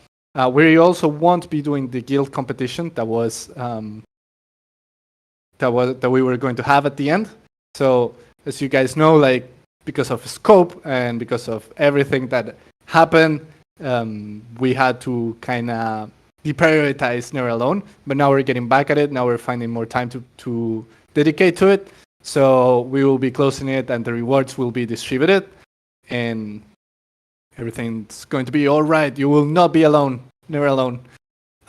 So yeah, I think that. Pedrito, just seeing a comment there in chat. We are going to adjust the parameters. I think you needed 3 out of 4 to be eligible. We'll probably adjust it to 2 out of 3. That's We'll correct. make this as fair as possible so that people can still get some level of rewards. This is one of those campaigns that was kicked off in 2022, I think it was, and kind of Big before team. us. Some of the challenges we encountered, and to your point, yes, a much larger team to manage at the time. So happy to be bringing this one to conclusion. There's some other exciting stuff coming from the community side on a go forward basis, but this is also the reason why none of the memories were tradable as we sorted through the final mechanics here and how we were going to close this thing out. We didn't want people trading or speculating on those memories. So I think you said it, Santi, but once we get all of the details and information out there to the public, we will activate trading on memories. That's correct, yeah. And if you miss one memory, once we activate trading, you will be able to buy that memory from the marketplace, from the secondary marketplace.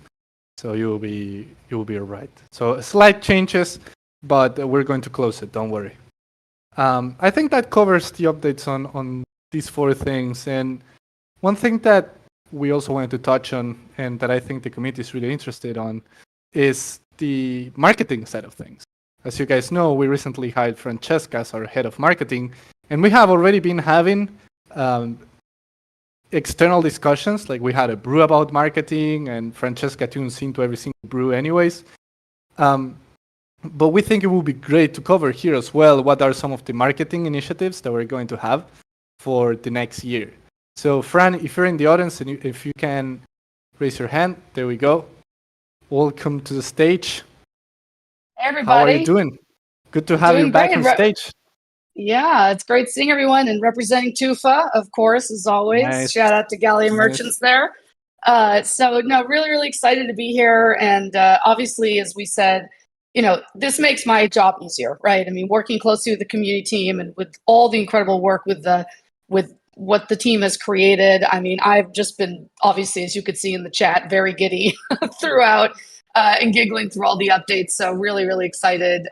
So in terms of marketing, I know you've heard a little bit of this on Discord, but we really want next year, to amplify and really drive the player experience, celebrate the player, look at the user journey, really start kind of focusing our priorities on making this a big opportunity. And so, some of those key priorities include onboarding. So we've talked a lot about onboarding and that topic and how it's very important for us to ensure that we're making this a very easy and accessible experience. So for us, it's about looking at, the website, for instance, and making sure that we really do a proper rehaul and to really start creating a cohesive experience on the website. So that's one of many huge triggers that we have to focus and unlock. This is going to help, of course, bring to life a lot of the updates when it comes to all of these incredible kind of racing, surge, all the things that you have seen, but we want to really bring that to life. So that means a cohesive experience. If you can imagine Star Atlas and Play Star Atlas kind of coming together, how do we create something incredibly accessible? How do we start building in also programs like we talked about, we'll talk about Starpath and some others like 3.0, like how do we start creating kind of that cohesive experience on the site? So that's a big, big focus. Email and CRM, there's a big power to leveraging these channels to be able to drive more of a welcome funnel, making it a much better and easy experience to drive retention.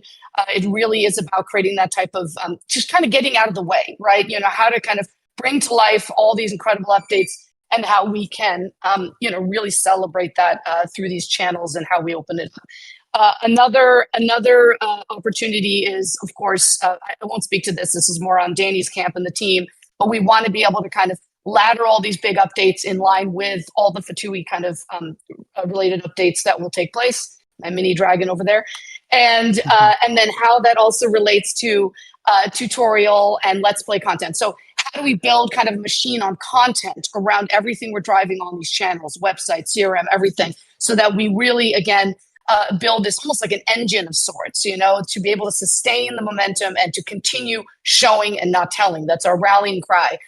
How does that go into retention-based growth?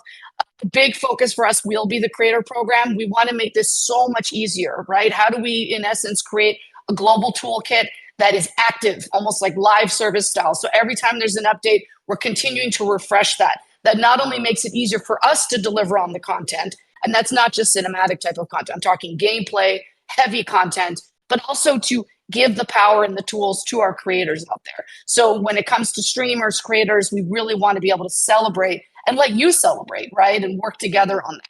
So that's going to be a huge focus for us for next year. And that's across our channels, right? So looking strategically around the channels that we're promoting beyond X. X is obviously a big one, but looking at YouTube, looking at, when do we start looking eventually at TikTok and Instagram? What role do they play as we go broader and broader and create this incredibly enriching experience?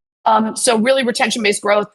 The other part is, of course, like I said, Starpath 3.0. This is another program, and all of this is intended to also live within the website, meaning, again, holistic experience, easy accessibility, a whole section on onboarding on the site like we talked about. And then going forward a little bit more, in all of what we're doing here, it's also really important for us to understand our audience. So how do we create some of that knowledge sharing around like resegmenting, recohorting? What I mean by that is, really looking at the behavior, at everything that you guys are doing and just learning from it, right? And constantly, updating our messaging and making sure the marketing we're doing that we're testing as well is going to be informed by those behaviors, and to also be very smart about how we're reaching those audiences in the right way and at the right time, based on the roadmap. So this is kind of, again, I'm just giving you high level, but this is to give you kind of the idea of how we're trying to approach this. And then lastly, we talk about, I know this sounds fluffy, but like celebrating the player, the builder, the crafter, how do we again go through that machine of just showing and not telling? So it's gameplay, let's plays, theory crafting, eventually doing UA, but we want to be able to drive top of funnel user acquisition at the right point. We want to be really, really smart about how we use our resources and where we invest. Another part that I do want to call out really quick is, the notion of accessibility and ownership. We really want to celebrate our market, our marketplace, our community. And one aspect of doing that is to really start changing the narrative around how what we are doing is actually there to drive an impact in the world.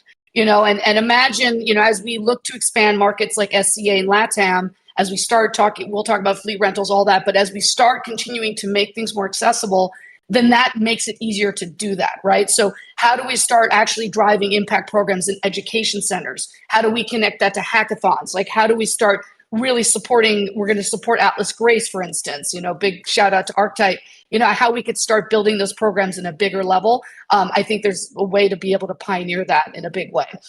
And then beyond that, we have Impact Summit next year, super excited. We are starting to look at ways to go into more of the broad kind of games event ecosphere. So for instance, you guys have been talking about Gamescom community meetup, which is awesome. So we're looking at that in ways that we can also support that in a bigger way. So we're still working through all that, but we really want to go big at Impact Summit, think merch, think collectibles, like everything that we can really, truly celebrate. And I don't know about you guys, but I absolutely will sacrifice myself as being the next Tufa cosplay. I will be there. Santi, you could be my fellow Tufa, like we could just figure it out, but we do really want to be able to support that. Lastly, and I'll move on from there, is, we did an abathon. We want to really celebrate both, digitally, but also in real life, the ability to drive that builder developer kind of environment, right? I imagine the LAN party on steroids in essence. How do we start creating those moments? So that's going to be really important to what we do. And in so doing that, also building a partnership approach to, leveraging the Solana ecosphere. What can we do with our fellow gaming partners? Like, how do we really start expanding that. Now, we can't do everything, obviously, so we have to focus. And that's why everything I go through right here in terms of our key priorities of onboarding, user funnel, getting that cleaned up, sustaining the community, retention-based growth, and celebrating the player, the builder, the crafter, show, don't tell throughout. Those are our big focuses, and we will unlock those to be able to celebrate those product roadmap updates at the right order. So Nice. that's my spiel. That's good. That's good. Sip of water needed here for sure. I saw some people saying it. That's Sorry about that. I know I went on fire hosting No, mode, you're and maybe good, I you're blame my coffee. You're good. Great presentation there, Francesca. And I just wanted to say how grateful we are to have you on the team as well. You joined us back in August. You've drank from the proverbial fire hose of information, not only across the team but across Web3. You've done an amazing job, and I look forward to the things that you have lined up for us going into 2025. Awesome. So happy to be here. Yeah. And now moving on from marketing, but super related to marketing, we want to cover a little bit, very briefly, what the plans for community are as well. So from our end, how are we going to continue to have the community that we do have already? How do we continue with the retention that we have? How do we expand to key areas? So I'm going to be very brief, but in 2025, we'll have a big focus on international communities and also key contributors. Those are going to be two of our biggest focus for next years. Besides doing everything that we're already doing, like the support, shout out to Darwin. If you ever had an issue with support, if you ever created a ticket, you know what I'm talking about. Darwin is there 24/7 helping everyone. So shout out to Darwin. It's amazing the job he's doing. So we're going to focus on international communities. We want to find ambassadors in key regions, like we did already and we're doing in the Philippines and Thailand. And even looking for a collaboration with the DAO maybe to do so, working together with the community. It's all from the ground up. So we want to participate in events, real life events to foster community building, and also digital events like the Brews.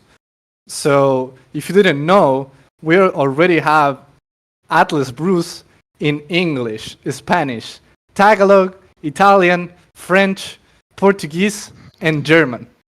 And we're just getting started. The way we're taking this approach is basically to go fully organic from the ground up and expand from there. We want to find people who are excited as we are about their vision, who know everything about Star Atlas, and work together, work close with them and expand from there. And that's how we see the international expansion side of things. Then we're going to have a big focus on ecosystem. So you guys know it's a big vision and that the Star Atlas vision is impossible to be built without developing a decentralized ecosystem. So that means that what we're going to do next year is doubling down on what we already have when it comes to community. We want to have closer ties to key contributors. We want to be close to content creators. We want to be close to community leaders. We want to be close to guilds. And also super important, we want to be close to builders. We want to be very close to builders. And if you have been building stuff on top of Star Atlas, you already know that we are building those communication channels with you. And if you don't, let us know and we'll work through that. So another thing that we want to do is we want to hire an extra position probably next year to focus 100% on meeting these key contributors' needs, on developing the ecosystem. So we would love to get an ecosystem manager position for next year and definitely looking to get that from the community. So we'll keep you posted. We don't know when that's going to be happening, but if you're interested in joining the Star Atlas team, it's a position that we definitely want to get from the community. Moving on from that, and just to close this, I don't want to keep yapping. We also want the community to be involved early in the process. As we pointed out in UE5, in the UE5 part, testers have been involved since a couple weeks ago in helping polish the UE5 build. And we want to keep doing that. We want to double down on that. So if you're active in the community, you have chances to participate on things like this, and also getting you involved in building programs early on, like we did with Starpath B3. And last but not least, we want to keep it rewarding to be part of the community. We want to reward the activity. So as we said, we will be closing Never Alone, but at the same time, we'll be launching a new thing next year. I don't want to get too much into details yet, but what I can tell you guys is that me and Dominic Bain and the community team are constantly looking at ways of rewarding activity, rewarding the OGs that are active with us every day, joining the events. So we may close Never Alone, but that doesn't mean that you won't be able to get access to exclusive stuff for being active in the community. So I think that quickly covers how our strategy is going to look like for 2025. And it's going to be a huge year, doubling down on community, more product coming. I can only think about good stuff from here. So Well said, Santi. Big shout out to our global communities. I missed this when I was speaking earlier about my travels, but made a stop in Istanbul for Solana Crossroads this year as well. And I do want to commend the community out there, completely die-hard, hardcore Star Atlas fans. Shout out to Lumina on the path to recovery. I'm not sure if he's listening in shout today, out to but Lumina. I hope he's doing well. I think some congratulations is in order for you as well, Santi. Some people have picked this up on your LinkedIn, but getting accepted to the Harvard Online program for a particular business certificate. So good job getting accepted. That's noteworthy. And also a promotion in title from Director of Community to Director of Community and Ecosystem. That's big news. I think it's worth putting out there. And what Santi just outlined here with respect to ecosystem, I would say is probably most analogous to what Super Team is doing for Solana. And so we have a similar vision and similar ambitions in setting up these regional units and communities around the world to help Star Atlas prosper, grow, educate, and inform everybody on what it is that we're building and bringing them into into the family and into the ecosystem. Yeah, definitely. It will all be from the ground up. We want to be in the trenches. That has always been our approach. So we want to identify key contributors, empower them, and build from there. So it's going to be together with the community, together with the DAO. We're all going to be aligned in expanding Star Atlas. It's all together. Yep. I think that covers the updates from community and marketing. So thank you, Francesca, as well, for joining us on stage as well. So appreciate you. And thanks for everyone who are congratulating me in the chat. Appreciate you all. Love you. But moving on. I'm looking at the agenda, Santi, and we still have some big things to talk about we here. have to keep going. We have to keep going. Getting a little bit more into product a little bit. We want to talk also about the lockers. Michael, you've been teasing a little bit about the lockers and some changes that were going to happen there. So I'll let you explain a little bit. Yeah, I won't say too much today. I did put a post out on X teasing the idea of two updates to our economics or tokenomics as white paper addendums. One of those is specifically related to the Atlas Locker. That's what I'm going to talk about mostly today. There's another paper that centers around the future of Star Atlas network connectivity and kind of ties into Polis. I won't be talking about that one too much today, but let me just focus for now on the Atlas lockers. What our objective is here, and I guess as a preface and starting point for anyone that isn't aware, the Atlas Locker has always been intended to provide various benefits throughout the ecosystem for participation. Those benefits right now consist of earning Polis for your locked Atlas balance. You earn that on a proportional share relative to your Atlas compared to the total Atlas in the locker. So you're earning Polis. That also gives you the option to then take that Polis, lock that in the Polis locker, and start to participate in ecosystem ownership and governance. And then in addition to that, many of you are probably aware, but if not, there is a tier structure that provides discount to the top level 6% marketplace royalty fee. Now you can get that reduced down all the way to, I think it's 0.85% instead of the 6%. And that's across the 5 different tiers. This has actually become prominent and relevant most recently with the introduction of local markets, given there is the 6% marketplace fee on selling those infrastructure contracts into your faction, and you can reduce that fee by, again, locking in the Atlas locker. However, we're not stopping there.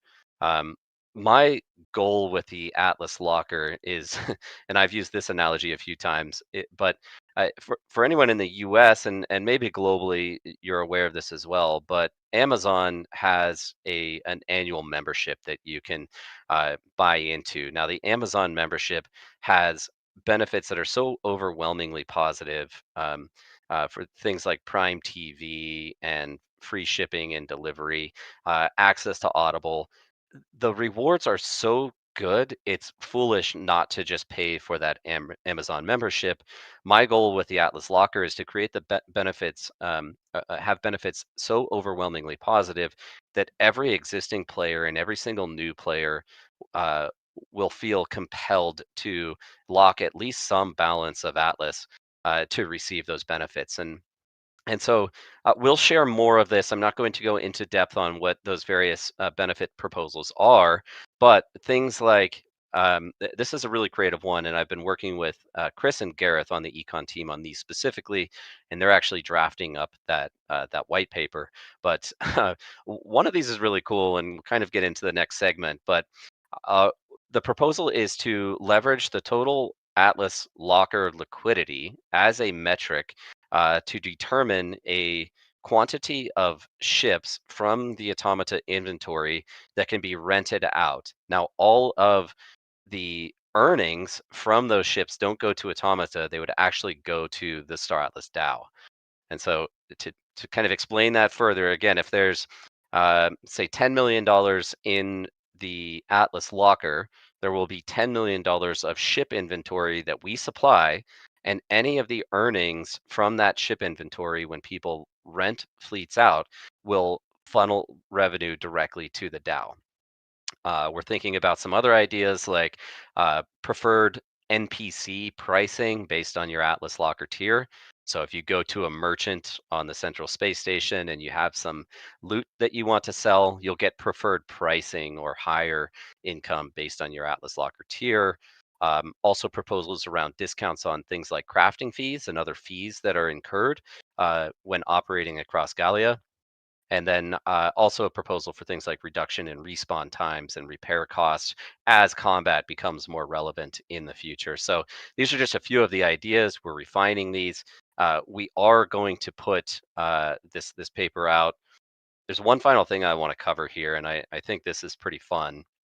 And it's kind of a gamification of the way that the Atlas Locker works. And it's creating a benefits progression tree. You could also call this a skill tree, but I think there's going to be a myriad of benefits, and we probably won't make all of them available to every single person based on their tier, but rather force people into choosing which specific benefits they want. And so as you progress along this tree, you're going to be able to pick and choose which of the benefits you want. And the higher tier you are, the more points you'll have to select benefits. And then the final point on this is probably creating one-time options to buy points that you can also apply to your locker. And when purchasing those points, all of that revenue also goes to the DAO. That's also spent in Atlas. So what we're really trying to do here is continue to enhance the Atlas locker, make it overwhelmingly positive to participate in, and also drive revenues to the DAO. So I'm excited about this one. I know there's questions about the Polis locker, about permanent lock. I see that right now, El Guapo. More on that next year. No definitive decision on a perpetual lock or virtuals. Choice of 426 years. We'll let you know more on that later. 426 years. That sounds quite cool. But yeah, I think that's a big one. And I like the skill tree format. So basically, as you progress on the locking, as you get higher tiers, you can choose what your benefits are. So you can tailor right. it towards maybe what you're doing in game or what you're doing with Star Atlas as a whole. So it makes more sense for you. Pretty cool. That's right. You know what I'm recalling now? We actually misspoke. I misspoke on the Atlas Locker liquidity for ship rentals. The idea is not to drive that revenue to the DAO. The idea is actually to deliver that revenue back to the Atlas Lockers. Steven Sabal, I don't.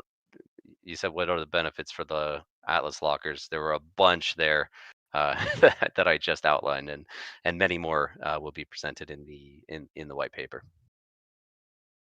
Yeah. Nice, nice. All right, we're almost at 2 hours, Michael. Almost at 2 hours. We have a couple things to go through as well. So Yes, we have to and we. keep moving. I think, yeah. But people have to hang on because Chip's going to come back on stage and give us that date at some point here. Yeah. We're going to have him come back.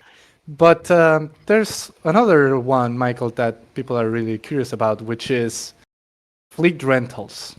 Fleet rentals is a big one. A lot of people care about it. A lot of people are ready to put their ships for rent or to rent ships out.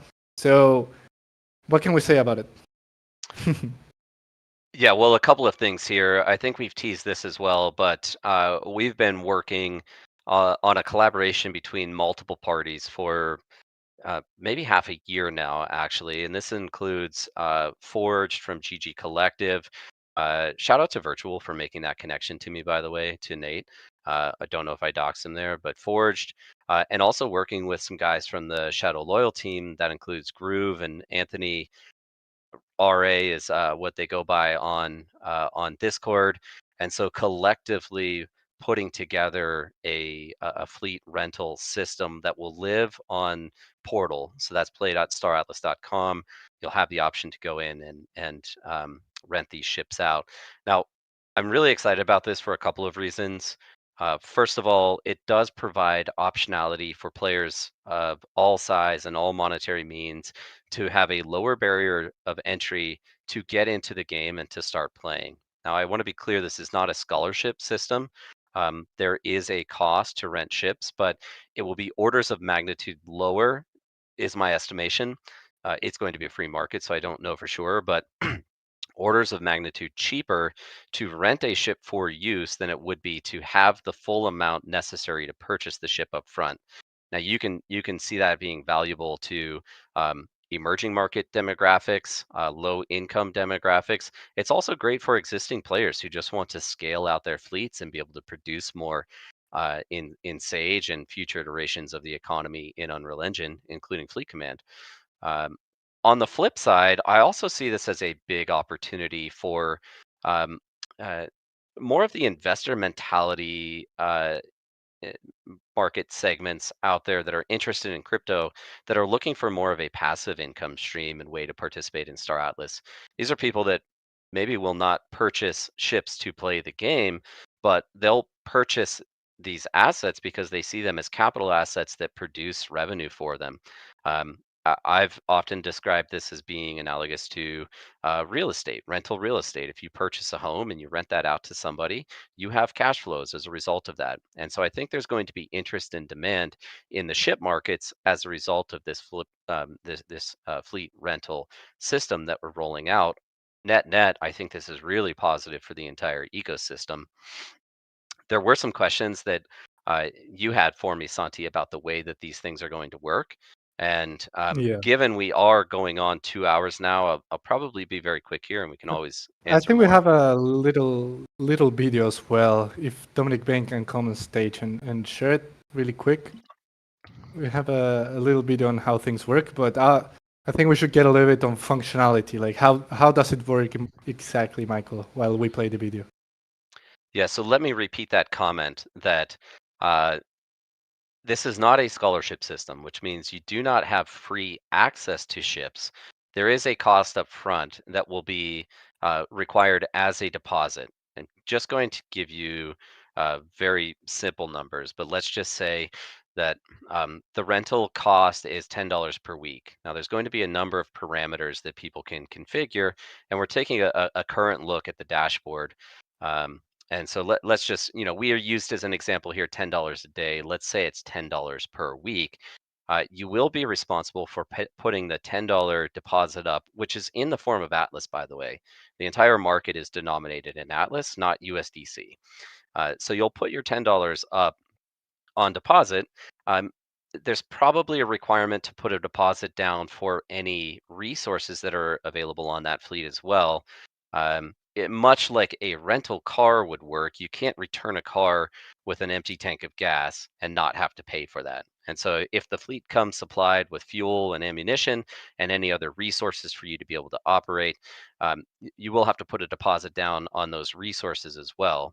Now, there are minimum rental lengths, and then there's the maximum duration of the rental. Between the minimum and the maximum, you as the renter have the option to cancel your rental at any time, and any unused deposit would come back to you. And when I said it's order of magnitudes cheaper, again, just using very simple math, renting a fleet for $10 a week, well, that fleet might cost, it might be $1,000 fleet. It might be more than that, right? We have to, this is free market, so we have to see where prices settle on everything. But the idea is that you're going to be able to get access to Star Atlas, start participating in the economy, start earning profits, and then use those profits, presumably, to start to build out your own fleet over time and progress along that zero to hero curve. So super excited about this one. There's also a question about crew. There's probably a technology constraint here that does require that the crew is supplied, given you can't form a fleet without having crew on board. There's some technical details that we'll sort through, but I wanted to give you just foundational information about how the system's going to work, and I can tell you that this is coming online very, very soon. Mm-hmm. That's great. That's great. Huge. And I saw a question, Michael saying, are all fleets going to cost $10? No, that was placeholder. Purely placeholder. I actually thought it was too high, but we left it in there. And I see Groove responded here. Completely free market. So whoever owns the assets, I would point out, first of all, they need to configure the fleet.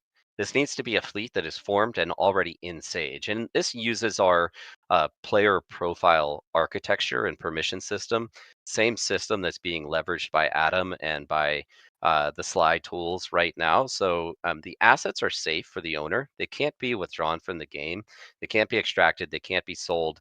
And so you don't have a risk as an owner of these assets of being compromised, of those assets being stolen. And so your assets are secure, but they need to be locked into Sage, and the fleet needs to be pre-formed. That means if you are the owner of assets, you're going to want to form fleets that are actually in demand.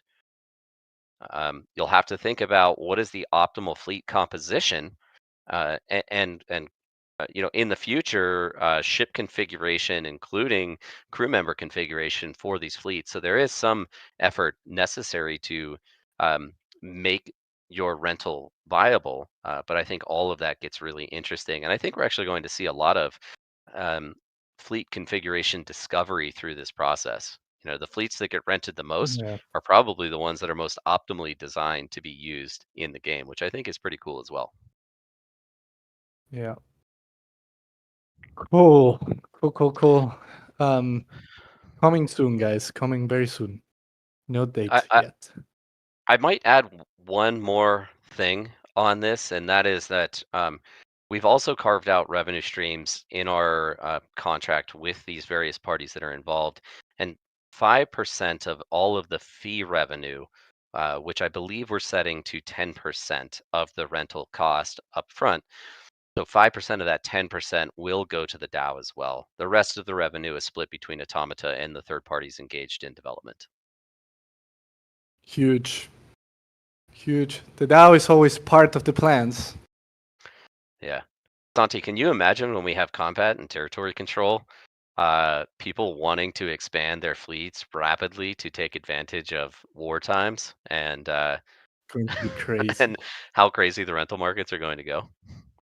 It's going to go crazy. I can't wait for it, man. Can't wait. Yeah. Ah, man, we're getting to the tail end of the town hall now. We have one last segment. We're about to get a little bit technical here, Michael, right?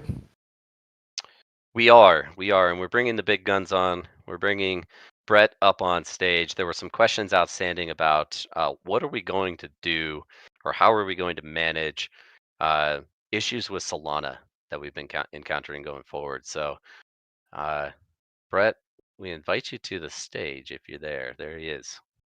There he is. Hello. Hey, Brett. How are you doing, my friend?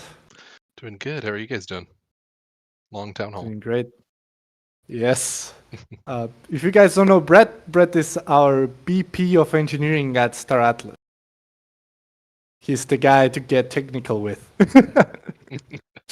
Yeah. Brett, we but welcome yeah, you I on think- stage, man. Thanks for joining us. Happy to be here. Thank you for joining, sir. I think, Michael, we wanted to comment a little bit first on the infra side of things and Starcom and all that. I'll let you guys take it from here. You probably can speak to it way more than I can, so. Yeah, I think that's a good way to divide it up because there's some exogenous variables that are largely outside of our control, which include things like Solana performance and network congestion that there's not really too much we can do about. I mean, I guess there would be a question from the community of like, is Solana really the best place for us? But with that said, I mean, we do have deep investment into infrastructure on Solana. They've been supportive. The network is obviously from a community user and development standpoint is doing exceptionally well. Like all of the numbers are higher than any other chain, and in most cases higher than all other chains combined. So I think it's a good environment for us to be operating in. Some of those things are outside of our control, but Brett, perhaps you can talk about some of the things that we've been doing with our own infrastructure that help improve the player experience. Yeah. So one of the big things we've been doing is we've talked about it before is Starcom V2. It's a new version of our Starcom system. It's been slowly rolled out to more and more features of Sage. For example, the local markets is all built on Starcom V2. There's some other parts that are still on Starcom V1, the like inventories and things like that. So we're going to be focusing on rolling that out to everything else. It's performed quite well on its own. We had a few hitches in the beginning with unreliable data. We fixed those, and now Starcom V2 is kind of all the issues we're really seeing are from Starcom V1, so we're trying to get rid of that and replace it everywhere. There's also a number of Solana tied issues that we can have future solutions for that all have their own trade-offs. So there's things like Magic Block is one of the projects that is basically creating a super high performance system where you can do transactions and the transaction confirmation can happen in less than 16 milliseconds, those kind of things, right? Where we can actually use that in like real-time combat, cool stuff like that. Getting into solving more issues is like reducing the total number of transactions. So really the three areas that are pain points are transaction fees, rent, and then transaction land rate. That's how often when you click a button, how often it actually executes.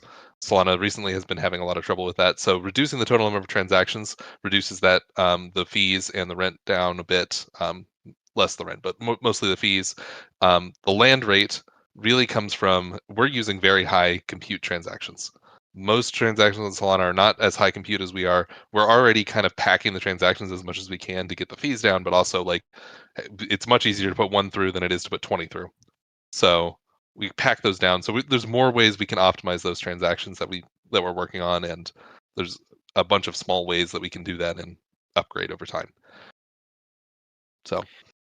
And Brett, you mentioned the rent costs on token accounts, and I think important to clarify here.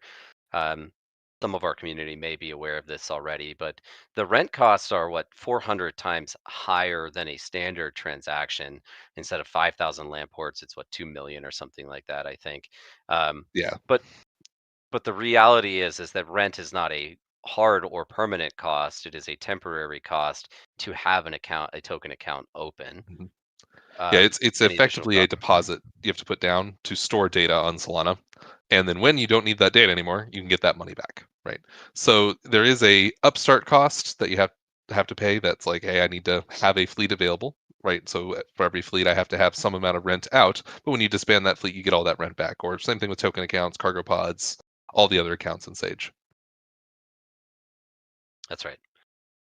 It is, and the reason I point this out is not because it's not relevant. Players do still feel this.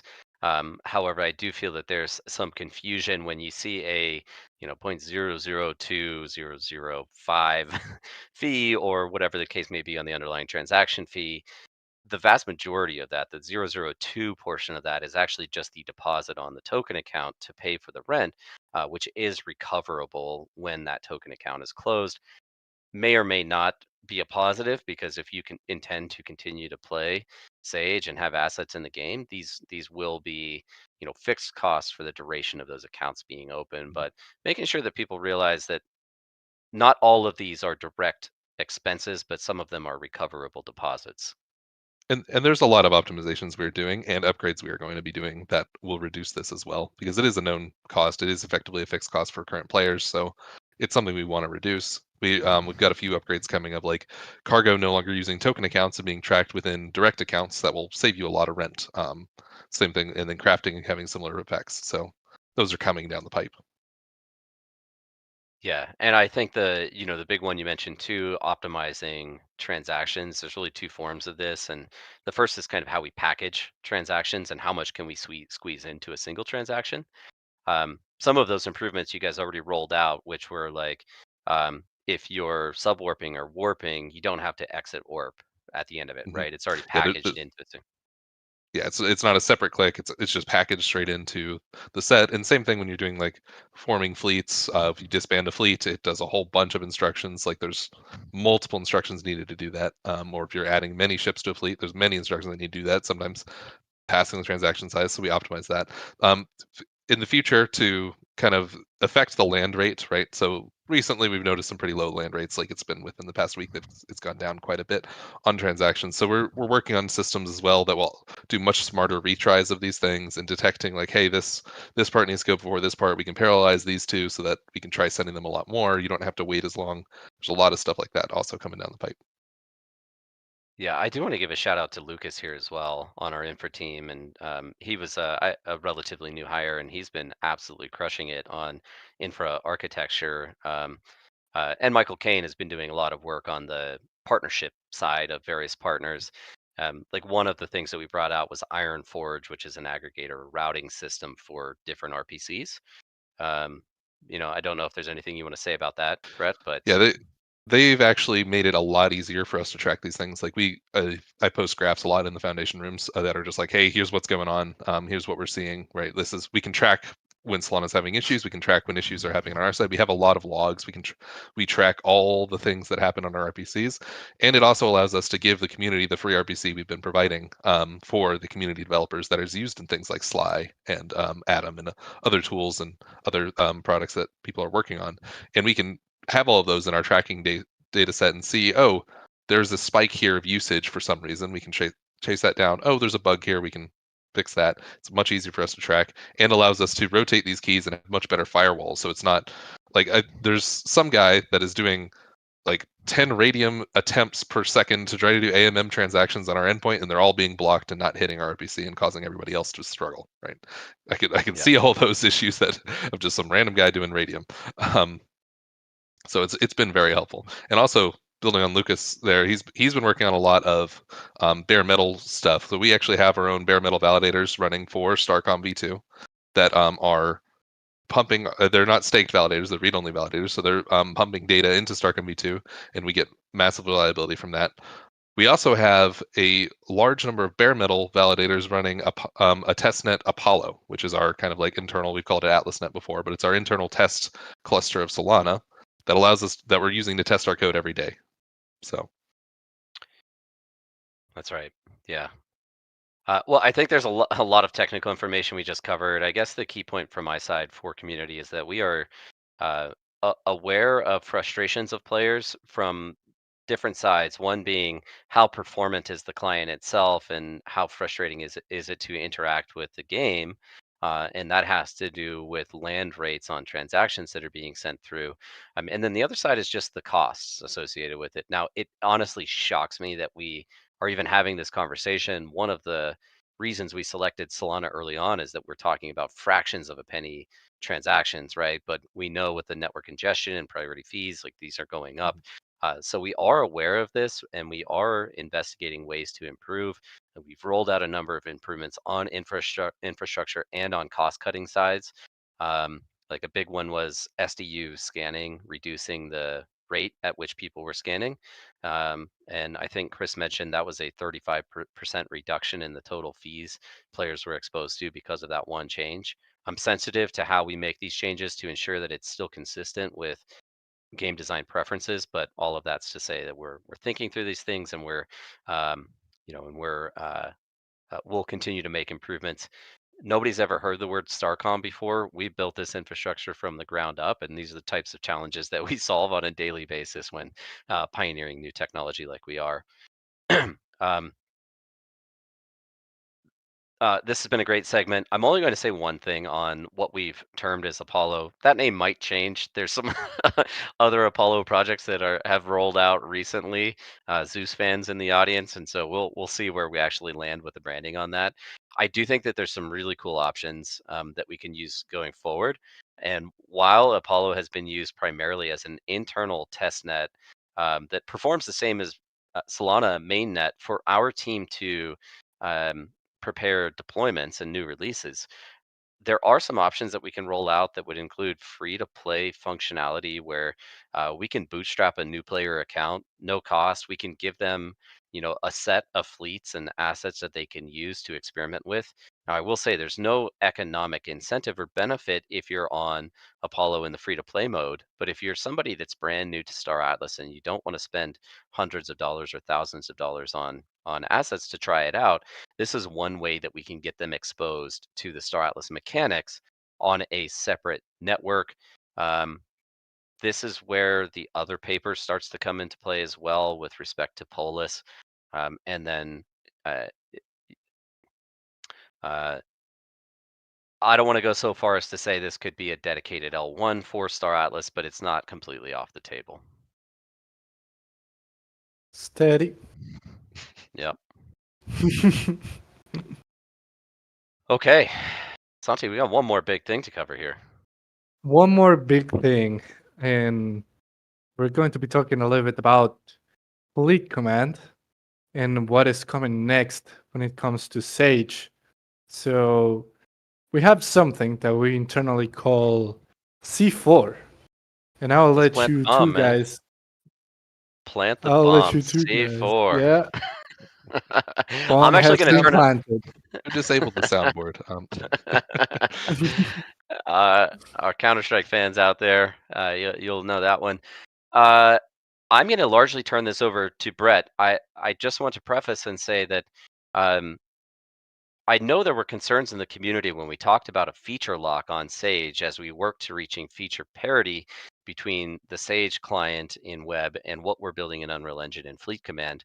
I think we've communicated this, but to make it perfectly clear, we have not paused our future plans and roadmap development for all things Sage and Fleet Command. We've simply paused the feature releases while we achieve parity between those two clients. And so this will be the first time we're sharing any information about what's coming up next. C4 is a package of 4 major features. Brett, let me have you take it away and kind of talk us through what's coming. Yeah, so C4 is aptly named for the 4 features that it's going to have, all starting with C. So overview Very here, creative. crafting habs. Crafting habs, claim stakes, combat, and council rank. So those are the 4 big features coming out. We're planning on this to be a massive expansion to Galia. So that's going to accommodate all of this. It's going to become a 4X game, so another 4 right there. Like we're going to be a full-on 4X game at this point. And everything is going to come together in one massive release that we're planning on. It's going to be a long-term project, but it's going to be a big release that has all of this changing Sage for the better. So going in a bit of details here. Crafting Hab. Oh, Yeah, and when we say long term, I mean it is long term, but we're very much planning on 2025. I'm not going to yes. get into any more specifics around that, but we're talking 2025. Longer than local markets, but in 2025. So getting into details on a few of these, let's start with crafting habs. So crafting habs, what we'll say today, we're giving utility to the hab assets and the land that has already been sold. So you'll be able to place these across the galaxy, across star bases to enhance your crafting capabilities in multiple different ways. So there are a bit of details here around what CSS land's actually going to be that we'll talk about more as the time goes on. But what it's going to be is you're going to be able to design your own crafting hab and add buildings to them and adjust the crafting parameters to your liking. So that's a big update there. Claim stakes. So adding claim stakes to allow you to start mining off of planets around Galia, right? So claim stakes and mining equipment are going to be given utility. And then you'll be able to design your own claim stakes using the buildings and creating new buildings across everything. Like there's going to be a lot of stuff there. The mining drills and power plants we've already distributed, as well as new buildings that we're going to have. So that all of those will affect your claim stakes capabilities on the planets on mining. So it'll also include, yes, cultivation facilities. I knew you're excited about that one. I am excited about cultivation facilities. So anyone out there from the Toke side, this is when we start to implement that feature. But what I was going to say generally is that just this claim stake feature itself is absolutely massive. Like I've seen the complexity.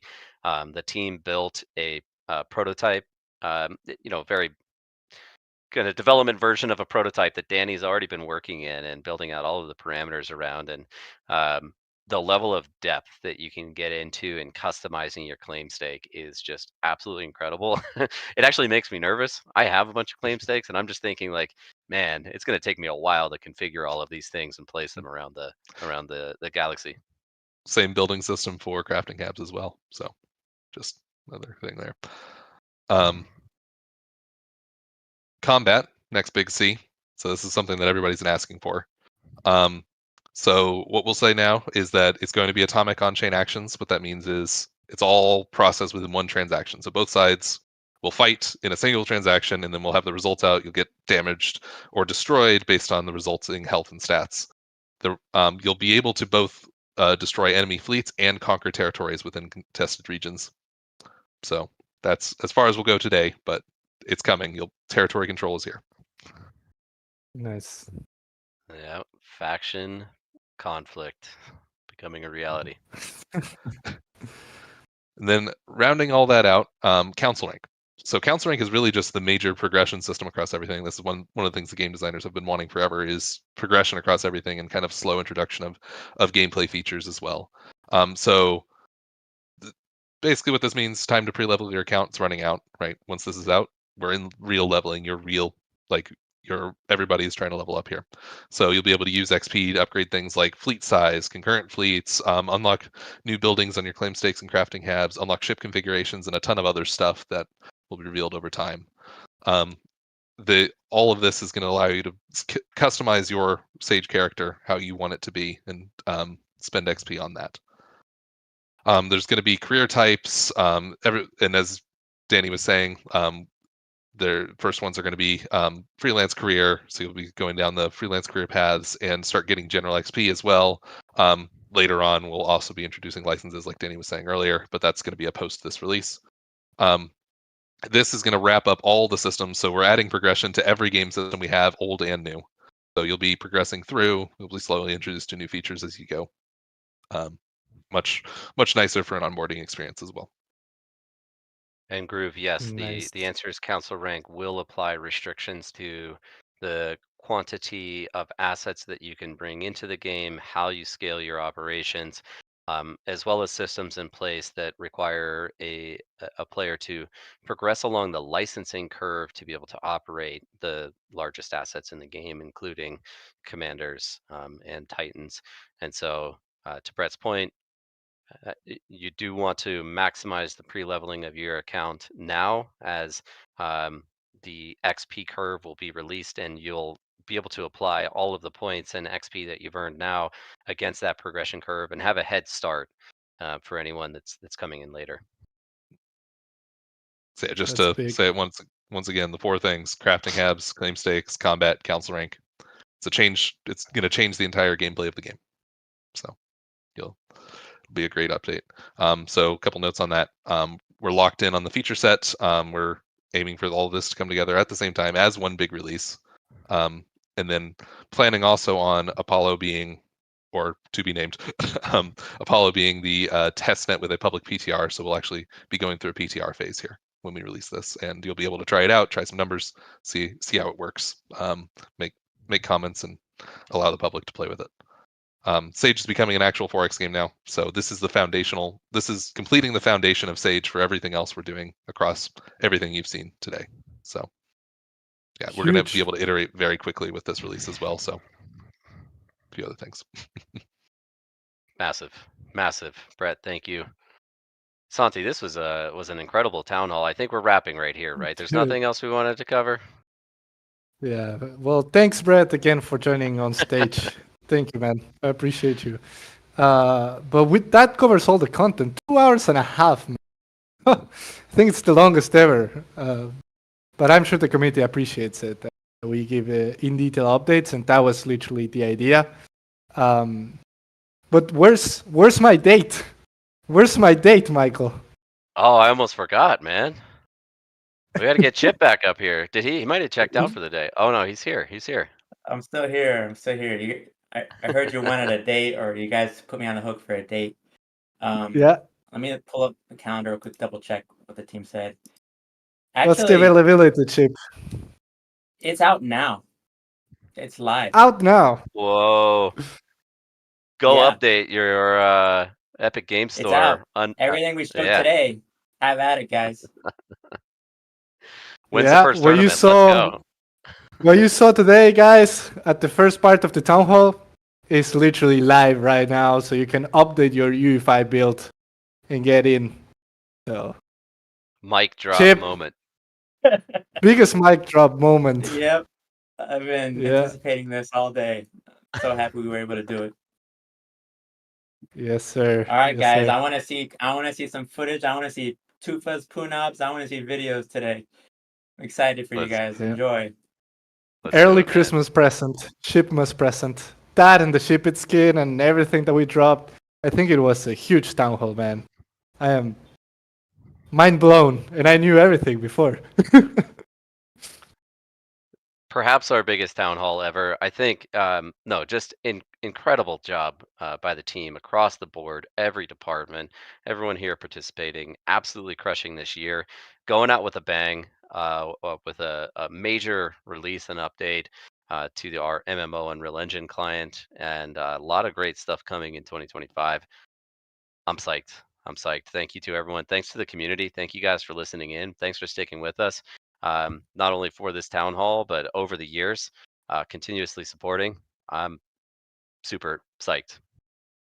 Yeah, 2025 is going to be an amazing year. It's going to be great. Thanks, everyone. I appreciate you joining. If you are on Discord or on X, thank you so much for joining.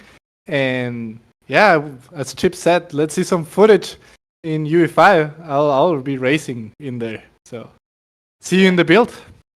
Let's do it. Please, guys, share that content too. If you're playing, just share that content on socials. It helps a lot. Yeah. So awesome. Well, final quick note, Santi. Administrative studio is going on break after this Friday, so we'll be on standby. Some people will be on call. We're not disappearing, but studio is closed from the 20th. We all come back on January 6th, so expect light communications. The foundation room primary chat is going to be closed we'll be around, but just know we're taking some well-earned downtime, getting ourselves re-energized going into 2025, and we're ready to crush it next year. Let's go. Thanks, everyone. We'll see you this week and next year. Merry Christmas and Happy New Year to everyone. Thank you so much for joining. Cheers. Bye-bye. Thank Bye, you, everyone. guys. Thank you. Thanks.